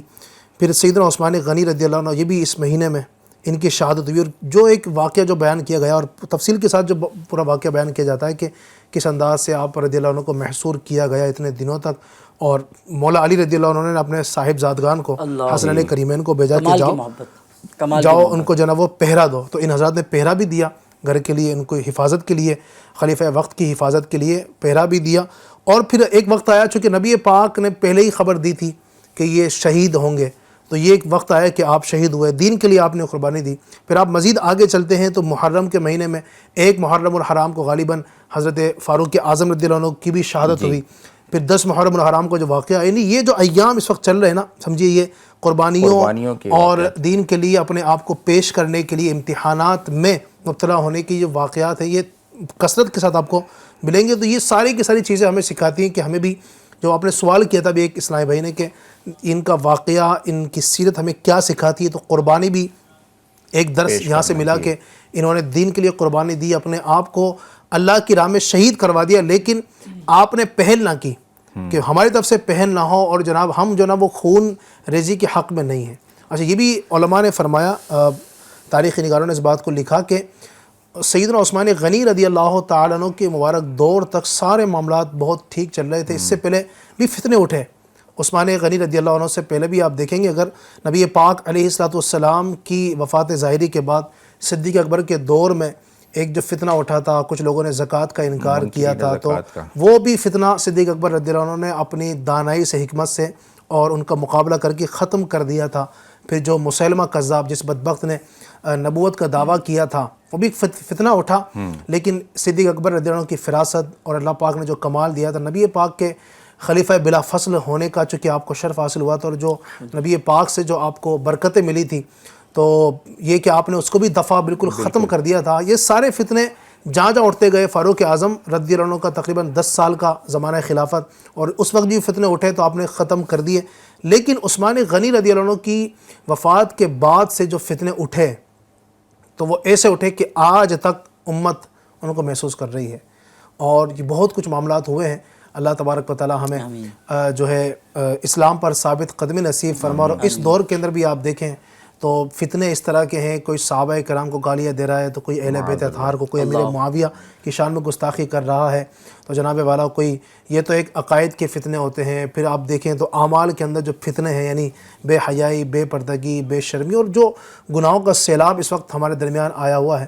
اللہ پاک ہماری حفاظت فرمائے، اللہ پاک ہم سب کو دین اسلام پر ثابت قدمی نصیب فرمائے، سیدنا عثمان غنی رضی اللہ عنہ کا فیضان نصیب فرمائے۔ تو آج کے دن خاص طور پر آخر میں یہ بھی عرض کروں گا کہ آج عثمان غنی کا مبارک دن ہے، سیرت بھی آپ نے ان کی سنی ہے، اس پر عمل بھی کرنا ہے انشاءاللہ الرحمن۔ اور آج کے دن گھروں میں امیر علیہ سنت کی طرف سے یہ تاکید ہے کہ گھروں میں فاتحہ خوانی بھی کریں، اور اپنے بچے کو یہ نعرہ ضرور یاد کروانا ہے کہ عثمان غنی جنتی جنتی، ہر صحابی نبی جنتی جنتی، عثمان غنی رضی اللہ عنہ قطعی جنتی ہیں، ان کے جنتی ہونے میں کوئی شک نہیں ہے۔ تو کوئی اگر ایرا گیرا باتیں کرتا ہے اس کی باتوں میں نہیں آنا ہے۔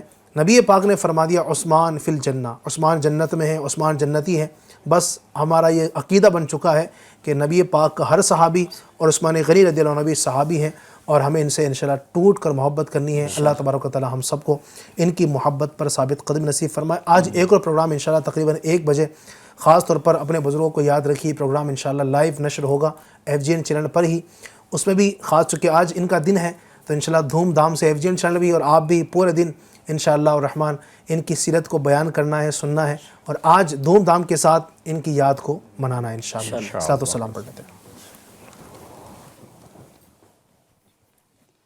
مصطفیٰ جانے رحمت پہ لاکھوں سلام، شمع بز میں ہدایت پہ لاکھوں سلام، جی سبحانی گھڑی چمکاتے باقا چاند، جی سبحانی گھڑی چمکاتے باقا چاند، اس دل افروز ساتھ پہ لاکھوں سلام، مجھ سے خدمت کے قدس کہے ہر رضا، مجھ سے خدمت کے قدس کہے ہر رضا، مصطفیٰ جانے رحمت پہ لاکھوں سلام، شمع بز میں ہدایت پہ لاکھوں سلام۔ الصلاۃ والسلام علیک یا رسول اللہ وعلی آلک واصحابک یا حبیب اللہ۔ الحمدللہ رب العالمین والصلاۃ والسلام علی خاتم النبیین۔ اللہم ربنا آتنا فی الدنیا حسنۃ وفی الآخرۃ حسنۃ وقنا عذاب النار۔ اللہم ربنا اغفر لنا ولاخواننا الذین سبقونا بالایمان۔ اللہم اجرنا من النار، اللہم اجرنا من النار، اللہم اجرنا من النار۔